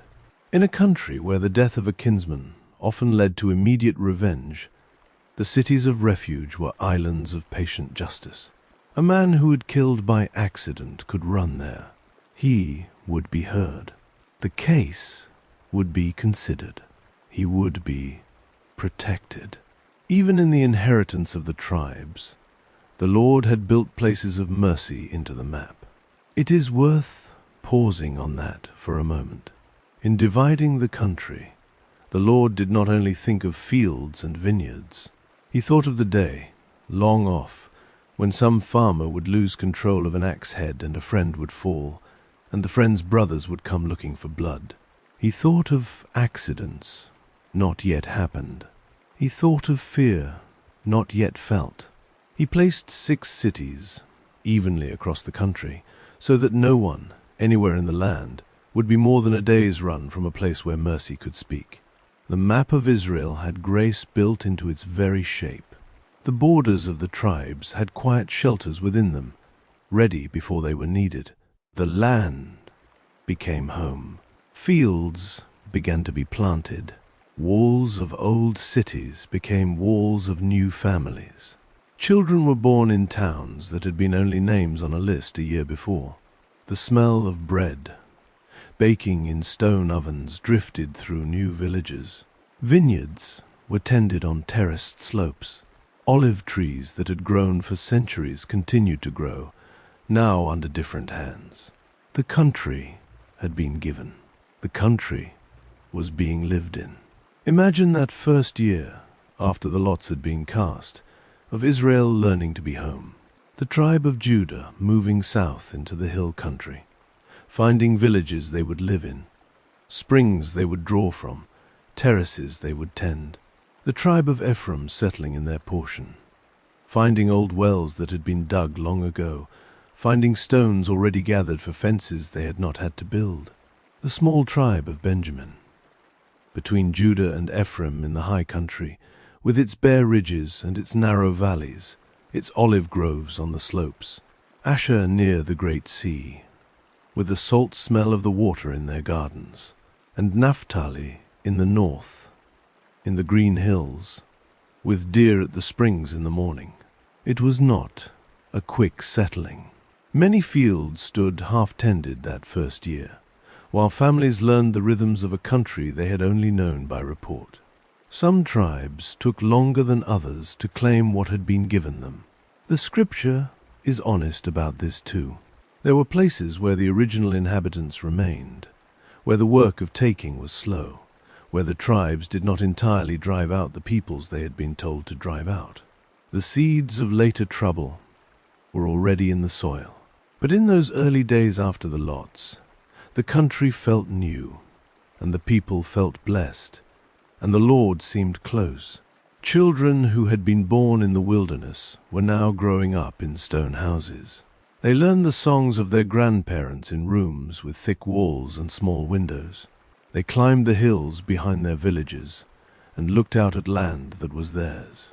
They asked often what those gathered stones at Gilgal meant, and they were told each time that the river had opened and that the Lord had brought them through. Now, Joshua remembered the eastern tribes. They had crossed the Jordan, armed with their brothers. They had fought beside them through these years. The promise was kept. The land was at rest. It was time for them to go home. Then Joshua called the Reubenites, the Gadites, and the half-tribe of Manasseh, and said to them, "You have kept all that Moses the servant of the Lord commanded you, and have listened to my voice in all that I commanded you. You have not left your brothers these many days to this day, but have performed the duty of the commandment of the Lord your God. Now the Lord your God has given rest to your brothers, as he spoke to them. Therefore now turn and go to your tents, to the land of your possession, which Moses the servant of the Lord gave you beyond the Jordan. Only take diligent heed to do the commandment and the law which Moses the servant of the Lord commanded you, to love the Lord your God, to walk in all his ways, to keep his commandments, to hold fast to him, and to serve him with all your heart and with all your soul." Joshua blessed them and sent them away. They went to their tents. They went home with much wealth, with very much livestock, with silver, with gold, with bronze, with iron, with very much clothing. They divided the spoils of their enemies with their brothers. As they came toward the country east of the Jordan, the Reubenites and the Gadites and the half-tribe of Manasseh built there an altar by the Jordan, a great altar to look at. When the children of Israel on the western side heard of this, the whole congregation gathered themselves together at Shiloh to go up against them to war. The fear was not small. The land had only just rested. The covenant had just been renewed. Now their brothers on the other side of the river had built another altar, and the law was clear that there was to be only one altar of sacrifice in the place the Lord would choose. Were the eastern tribes already turning aside? Was there to be a second worship, a second priesthood, a second loyalty? They sent Phinehas the priest, and with him 10 princes, one of every tribe, to speak first. The choice mattered. They did not march without speaking. They sent messengers. "What trespass is this that you have committed against the God of Israel?" The messengers asked. "Have not we had enough of the iniquity of Peor, from which we have not cleansed ourselves to this day, although there came a plague on the congregation of the Lord, that you must turn away this day from following the Lord? It will be, since you rebel today against the Lord, that tomorrow he will be angry with the whole congregation of Israel." The eastern tribes listened. They did not bristle. They did not return insult for insult. They explained. "The mighty one, God the Lord, the mighty one, God the Lord, he knows, and Israel shall know," they said. "If it was in rebellion, or if in trespass against the Lord, do not save us this day. If we have built ourselves an altar to turn away from following the Lord, or to offer on it burnt offering or meal offering, or if to offer sacrifices of peace offerings on it, let the Lord himself require it. If we have not rather out of carefulness done this, and out of concern, saying, in time to come your children might speak to our children, saying, what have you to do with the Lord, the God of Israel? For the Lord has made the Jordan a border between us and you, You children of Reuben and children of Gad, you have no portion in the Lord. So your children might make our children cease from fearing the Lord. Therefore we said, let us now prepare to build ourselves an altar, not for burnt offering, nor for sacrifice, but it will be a witness between us and you, and between our generations after us, that we may perform the service of the Lord before him with our burnt offerings, with our sacrifices, and with our peace offerings, that your children may not tell our children in time to come, you have no portion in the Lord. The misunderstanding melted in their honest words. The altar was not for sacrifice. It was for memory. It was a stone witness on the riverside, so that a child of Reuben standing on his side of the Jordan would know that he was part of the same people as a child of Ephraim on the other side. It was a sign of belonging, not a rival altar. When Phinehas the priest and the princes of the congregation heard the words that the children of Reuben and the children of Gad and the children of Manasseh spoke, it pleased them well. Phinehas, the son of Eleazar, the priest, said to the children of Reuben, and to the children of Gad, and to the children of Manasseh, today we know that the Lord is in the middle of us, because you have not committed this trespass against the Lord. Now you have delivered the children of Israel out of the hand of the Lord. They returned. They told the children of Israel. The thing pleased the children of Israel, and the children of Israel blessed God. They no longer spoke of going up against them to war. The children of Reuben and the children of Gad named the altar Ed, which means witness. For they said, it is a witness between us that the Lord is God. There is something deeply gentle in this whole episode. A misunderstanding that almost became a war was healed by listening. Brothers who had almost lifted swords against one another sat down and spoke instead. The altar by the Jordan stood with no fire on it, no smoke, no sacrifice, only stone, only meaning. A silent witness that the family of God on either side of the river was one family. This is a quiet model for any age. The Western tribes had every reason to be alarmed. The law was real. The danger of a second altar was real. They had seen Peor. They had seen what divided worship could do. They were not wrong to be concerned, but they did not march first. They sent messengers. They spoke first. They asked questions. They listened. The eastern tribes, for their part, did not bristle at being questioned. They explained. They did not say, how dare you suspect us? They told the truth quietly. Both sides had been ready for war. Both sides chose to speak instead. The Lord, who had given rest to the land, was pleased. Most of the wars we have known, in homes and in communities, between brothers and between churches, between neighbors and between nations, have come from the absence of that small holy practice. Send a delegation before sending an army. Ask before assuming. Listen before judging. Tell the truth gently when you are asked. Honor the family of God on the other side of the river. Then the altars on the borders of our lives become Ed, witness, instead of dividing walls. Then peace, real peace, can be preserved. Many days passed. The land continued in its rest. The fields ripened. Children were born and named. Old soldiers grew older. Olive trees that had been young when Joshua first set up the camp at Gilgal began to drop their fruit faithfully each season. The land had become home. There were now Israelites who had been born in Canaan, who had never known the wilderness, who could only imagine the river opening, who had only the stones at Gilgal as their connection to the great crossing.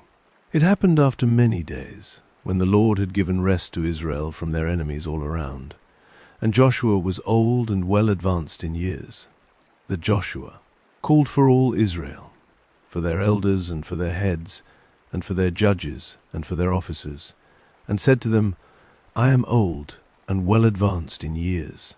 He spoke gently. There was no panic in him. There was the slow, steady voice of an old man who has done much, who has loved his people, who is preparing to say goodbye. You have seen all that the Lord your God has done to all these nations because of you, he said. For it is the Lord your God who has fought for you. Behold, I have allotted to you these nations that remain, to be an inheritance for your tribes from the Jordan, with all the nations that I have cut off, even to the great sea toward the going down of the sun. The Lord your God. He will thrust them out from before you, and drive them from out of your sight. You shall possess their land, as the Lord your God spoke to you. Therefore be very courageous to keep and to do all that is written in the book of the law of Moses, that you not turn aside from it to the right hand or to the left, that you not come amongst these nations that remain amongst you. Don't make mention of the name of their gods, nor cause anyone to swear by them, nor serve them, nor bow down yourselves to them, but hold fast to the Lord your God, as you have done to this day. For the Lord has driven great and strong nations out from before you. As for you, no man has stood before you to this day. 1 man of you shall chase 1,000, for it is the Lord your God who fights for you, as he spoke to you. He paused. He looked at the people. He had watched them from when they were children playing among tents in the wilderness. Some of them had been carried on shoulders across the river. Some had not yet been born when the wall of Jericho fell. He looked at them now, and he was a very old man speaking carefully to the young ones who would carry the country into the next century. Take diligent heed to yourselves that you love the Lord your God, he said.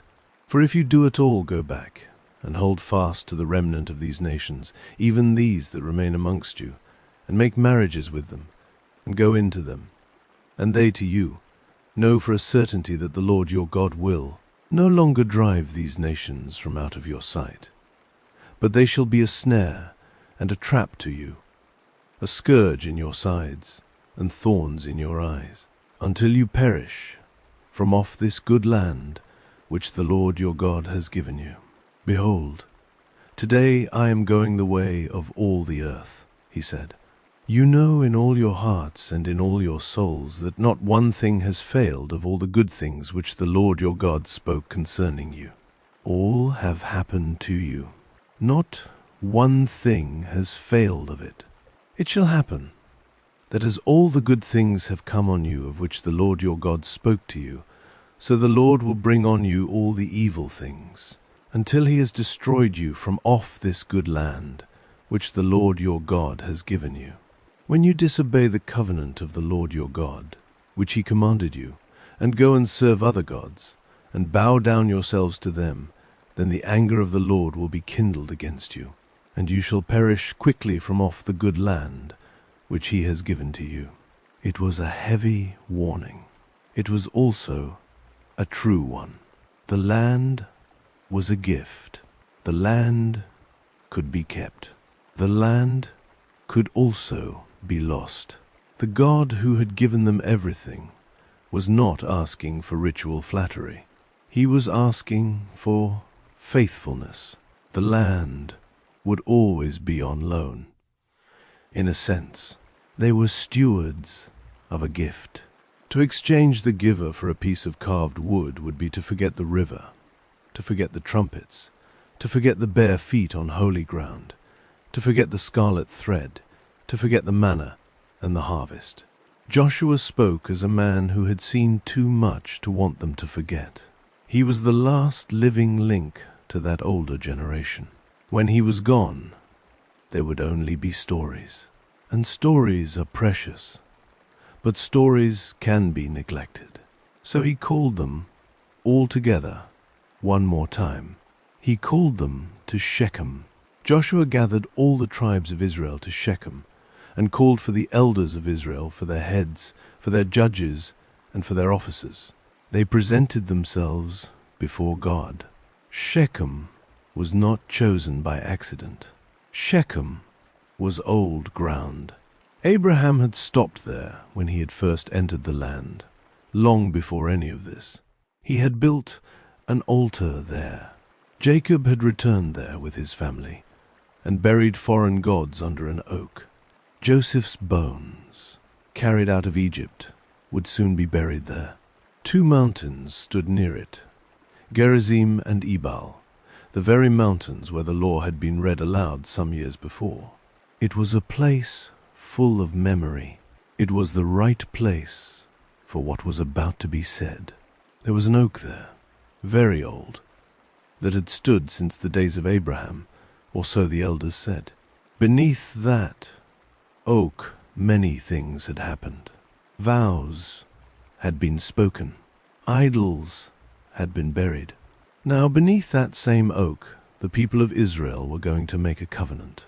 The branches above moved slightly in the wind. Light fell through the leaves and made patterns on the ground. The tribes assembled in their thousands across the open space between the mountains. The ark of the Lord was present. The priests stood near it. The smell of dust and crushed grass was in the air. Joshua stood before the assembled tribes. He was old. His voice may not have carried as easily as before, but he spoke slowly, and the people leaned in, and what he said in those hours has been remembered ever since. The Lord, the God of Israel, says, he began, "Your fathers lived in old time beyond the river, even Terah, the father of Abraham, and the father of Nahor, and they served other gods." He started farther back than they expected. He started in the country beyond the Euphrates, before Abraham was ever called. He reminded them that the first father of their people had grown up in a family that served other gods. Their faith had not been their own genius. It had been a calling. "I took your father Abraham from beyond the river," the Lord said through Joshua, "and led him throughout all the land of Canaan, and multiplied his offspring and gave him Isaac. I gave to Isaac Jacob and Esau. I gave to Esau Mount Seir to possess it. Jacob and his children went down into Egypt." He went on. He spoke of Moses and Aaron, of the plagues, of the Red Sea, of how their fathers had cried out to the Lord, and how the Lord had put darkness between them and the Egyptians, and had brought the sea on them and covered them. Their eyes had seen what he did in Egypt. They had lived in the wilderness many days. He had brought them into the land of the Amorites, who lived beyond the Jordan. He had given them rest. He had spoken through Balaam blessing instead of curse. He had brought them over the Jordan, and they had come to Jericho. The history was long. The voice of Joshua moved slowly through it. Some in the assembly heard names that their grandparents had spoken at firesides when they were children. Some heard the story for the first time. The old ones nodded. The young ones listened. The tribes were being reminded that they were not standing on this ground by accident. They were standing here because of a long, patient series of mercies, stretching back beyond their grandparents, beyond Egypt, all the way back to a man who had heard a voice and left his father's house in a city by a river. "The men of Jericho fought against you," he said, "with the Amorite, the Perizzite, the Canaanite, the Hittite, the Girgashite, the Hivite, and the Jebusite. I delivered them into your hand. I sent the hornet before you, which drove them out from before you, even the 2 kings of the Amorites, not with your sword, nor with your bow. I gave you a land on which you had not labored, and cities which you didn't build, and you live in them. You eat of vineyards and olive groves which you did not plant." That sentence was heavy with grace. Cities you did not build, vineyards you did not plant, olive groves you did not labor for. The whole story of the conquest had been gift, beginning to end. The land they walked on was a present. Then Joshua turned. He stopped reciting history. He spoke directly. Now therefore fear the Lord, and serve him in sincerity and in truth, he said. Put away the gods which your fathers served beyond the river in Egypt, and serve the Lord.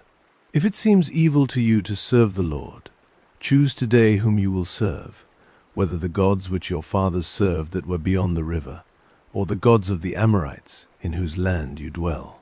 But as for me and my house, we will serve the Lord. There it was, the line that the centuries would carry.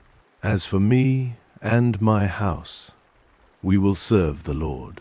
Let that line rest a moment in the assembly before we move on. Let the wind in the oak hold it.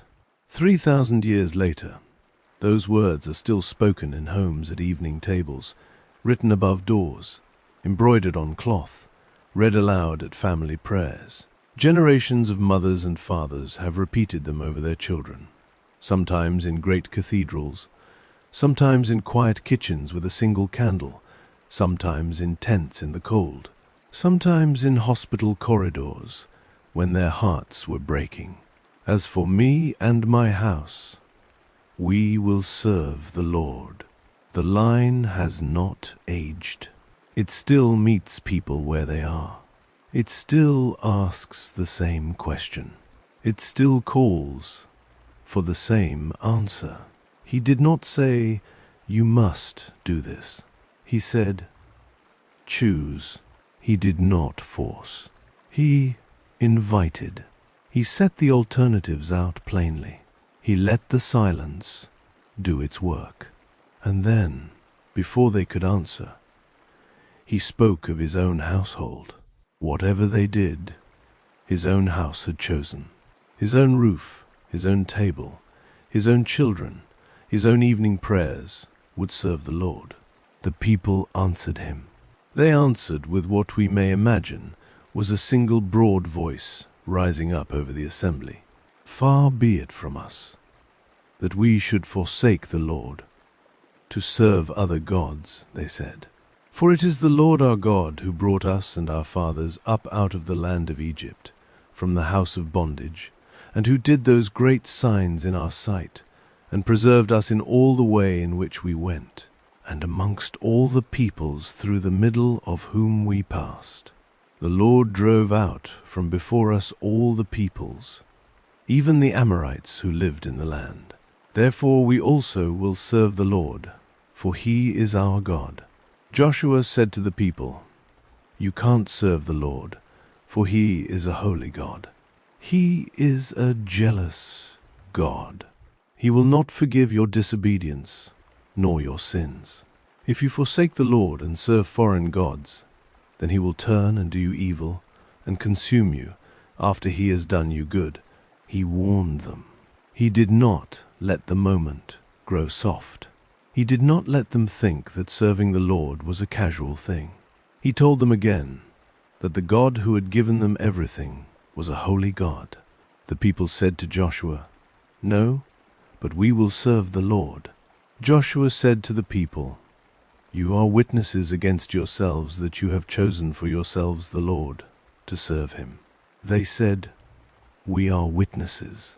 "Now therefore put away the foreign gods which are amongst you," he said, "and incline your heart to the Lord, the God of Israel." The people said to Joshua, "We will serve the Lord our God, and we will listen to his voice." So Joshua made a covenant with the people that day, and set them a statute and an ordinance in Shechem. Joshua wrote these words in the book of the law of God. He took a great stone, and set it up there under the oak that was by the sanctuary of the Lord. Joshua said to all the people, "Behold, this stone shall be a witness against us, for it has heard all the words of the Lord which he spoke to us. It shall be therefore a witness against you, lest you deny your God." A stone heard. That is the language Scripture uses. The stone had heard.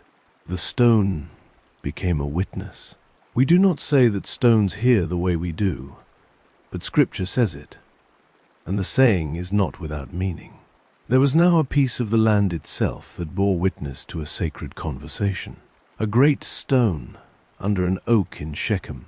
If anyone in any generation wanted to know whether the people had once stood together and chosen the Lord, the stone could be visited. It would say so, without speaking. So Joshua sent the people away, every man to his inheritance. It happened after these things that Joshua the son of Nun, the servant of the Lord, died, being 110 years old. 110 years, the same age at which Joseph had died, long before in Egypt. The number was not lost on those who knew the old stories. The man who had brought Israel into the land died at the same age as the man whose bones they were about to bury in it. A quiet pattern, a quiet symmetry. The Lord, who notices things small and large, had placed Joseph and Joshua at the two ends of one long arc, and given them the same number of years to walk it. They buried him in the border of his inheritance in Timnath-Serah, which is in the hill country of Ephraim, on the north of the mountain of Gaash. Israel served the Lord all the days of Joshua, and all the days of the elders who outlived Joshua, and had known all the work of the Lord, that he had worked for Israel. They also buried the bones of Joseph, which the children of Israel brought up out of Egypt, in Shechem, in the parcel of ground which Jacob bought from the sons of Hamor, the father of Shechem, for 100 pieces of silver. They became the inheritance of the children of Joseph. There is a softness in that scene that almost needs no words. Joseph's bones, brought out of Egypt in a long, careful procession that had begun centuries before. On the day Joseph had asked his brothers to swear that when God brought them up out of Egypt, they would carry his bones with them. Moses had carried those bones across the Red Sea. Israel had carried them through the wilderness, through the river Jordan, through Jericho, through Ai, through the long campaigns of the south and north. They had carried them faithfully, generation by generation. And now, at last, in Shechem, in the small piece of ground his father Jacob had bought long ago, Joseph's bones came home. A long story closed there. The bones of a man who had been thrown into a pit by his brothers, sold to traders going down into Egypt, raised up by God in Pharaoh's house, used to keep a whole family alive through famine, were now laid in the soil. His great-grandfather, Abraham, had once walked. The whole arc of Genesis bent gently into the soil of Joshua. The God who had begun the story remembered every part of it. Not a single promise had fallen, not even the small request of a dying man, made to his brothers in a foreign land, that one day his bones would come home. Eleazar, the son of Aaron, died. They buried him in the hill of Phinehas his son, which was given him in the hill country of Ephraim. The last of the generation that had crossed was lying down. Joshua, Eleazar, Caleb, somewhere in his Hebron, would also soon lie down. The men and women who had stood in the bed of the Jordan, who had watched the priests with the ark, who had lifted the stones of memory, were finishing their lives in the land they had been given. The next generation, born here, walking these hills as their own, would carry the story forward. The land was quiet again. The lamps in the tents at Shiloh burned in the small evening winds. The fires of the camp at Gilgal were long gone, replaced by household hearths in towns now named on the maps of Israel. The river that had once opened was now an ordinary river, with reeds and reflections and small fish moving among stones in the shallows. The walls of Jericho were a low ruin in the plain.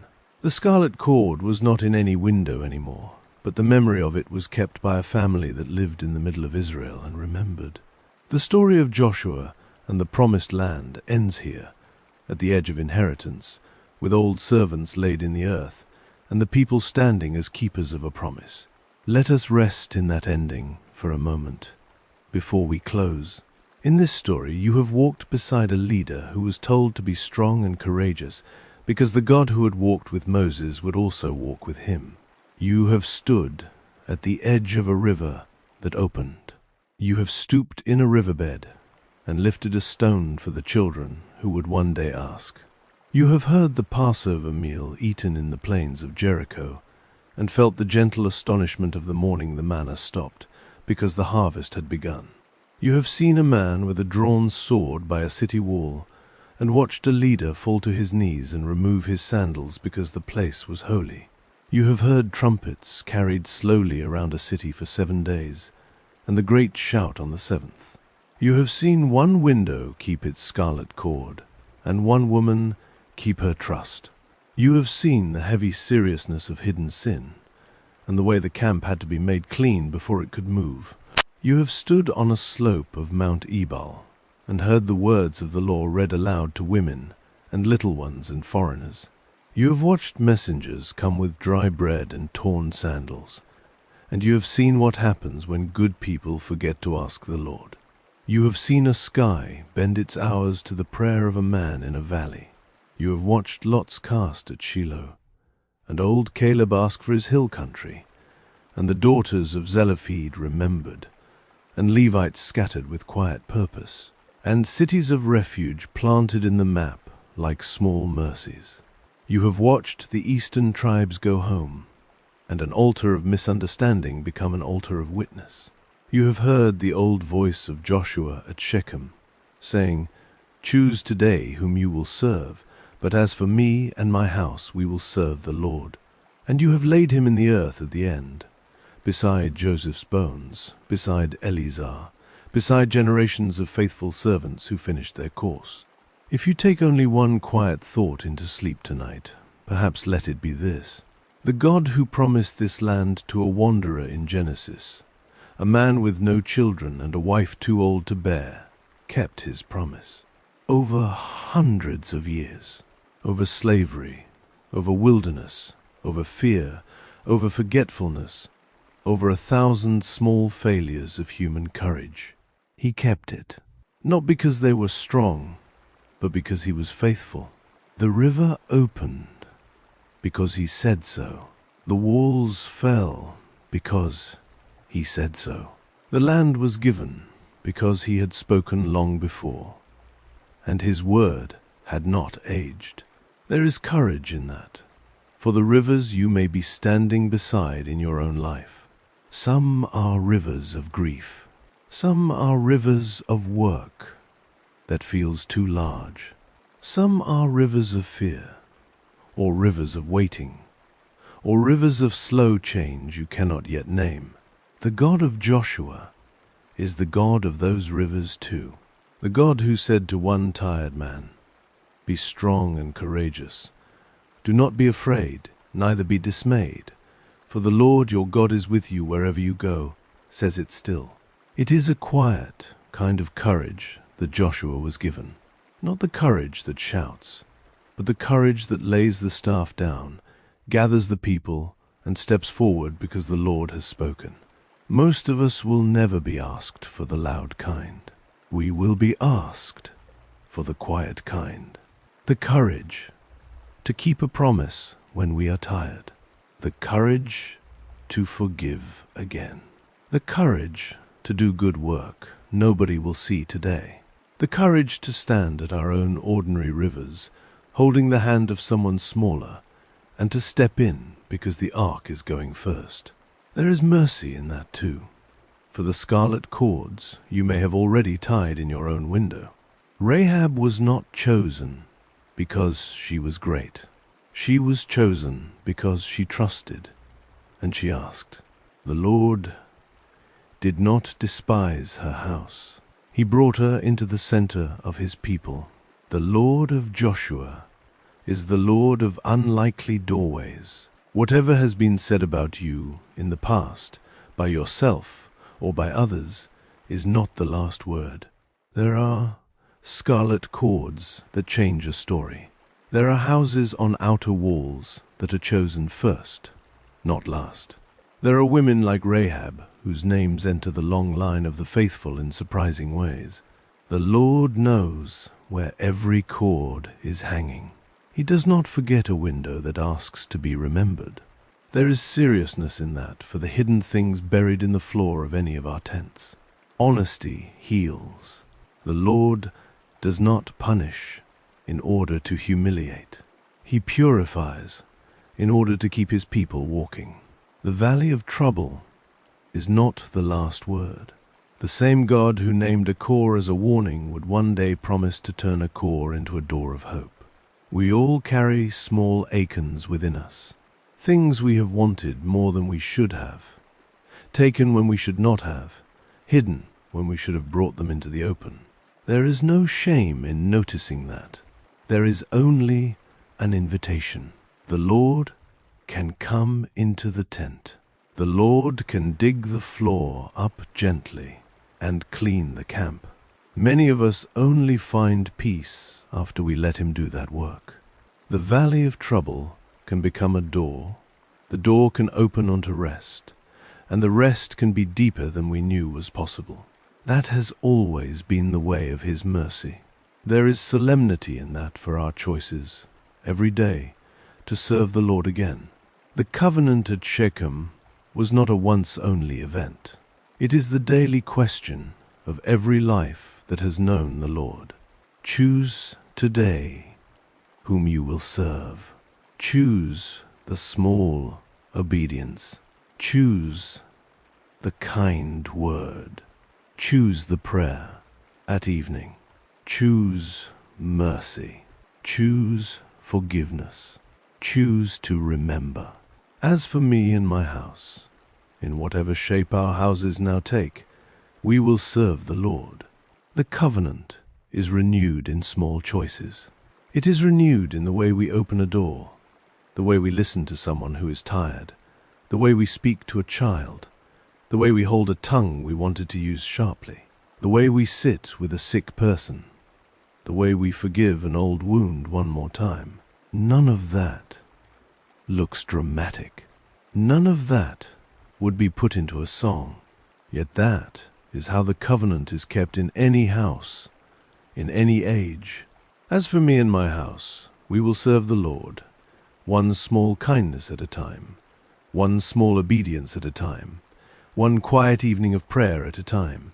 And there is rest in that, real rest.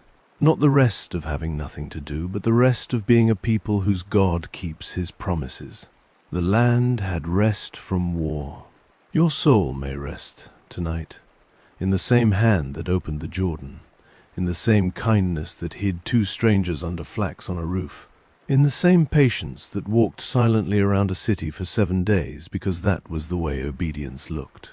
Notice how often, in the book of Joshua, rest is named as a gift. The land had rest from war.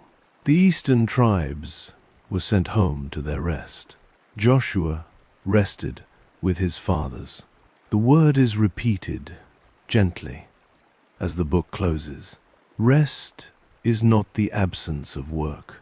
Rest is the presence of the Lord. The same Lord who said, "Be strong and courageous" at the beginning of the book says, "By the end of it, you may now rest." The two belong together.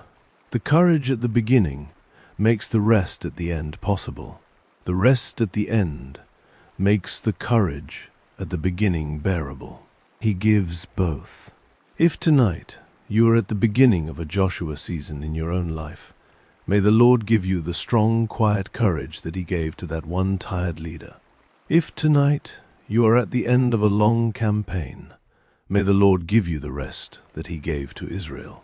If you are somewhere in the middle, may he keep you walking, with the ark of his presence going before you, with stones of memory behind you, with the promise still ahead. So let your breath come slowly now. Let your body settle into the bed. Let the day's worries lay themselves down on the floor beside your shoes. The river is open. The promise is kept. The Lord your God is with you wherever you go. If sleep has not yet come, let it come now.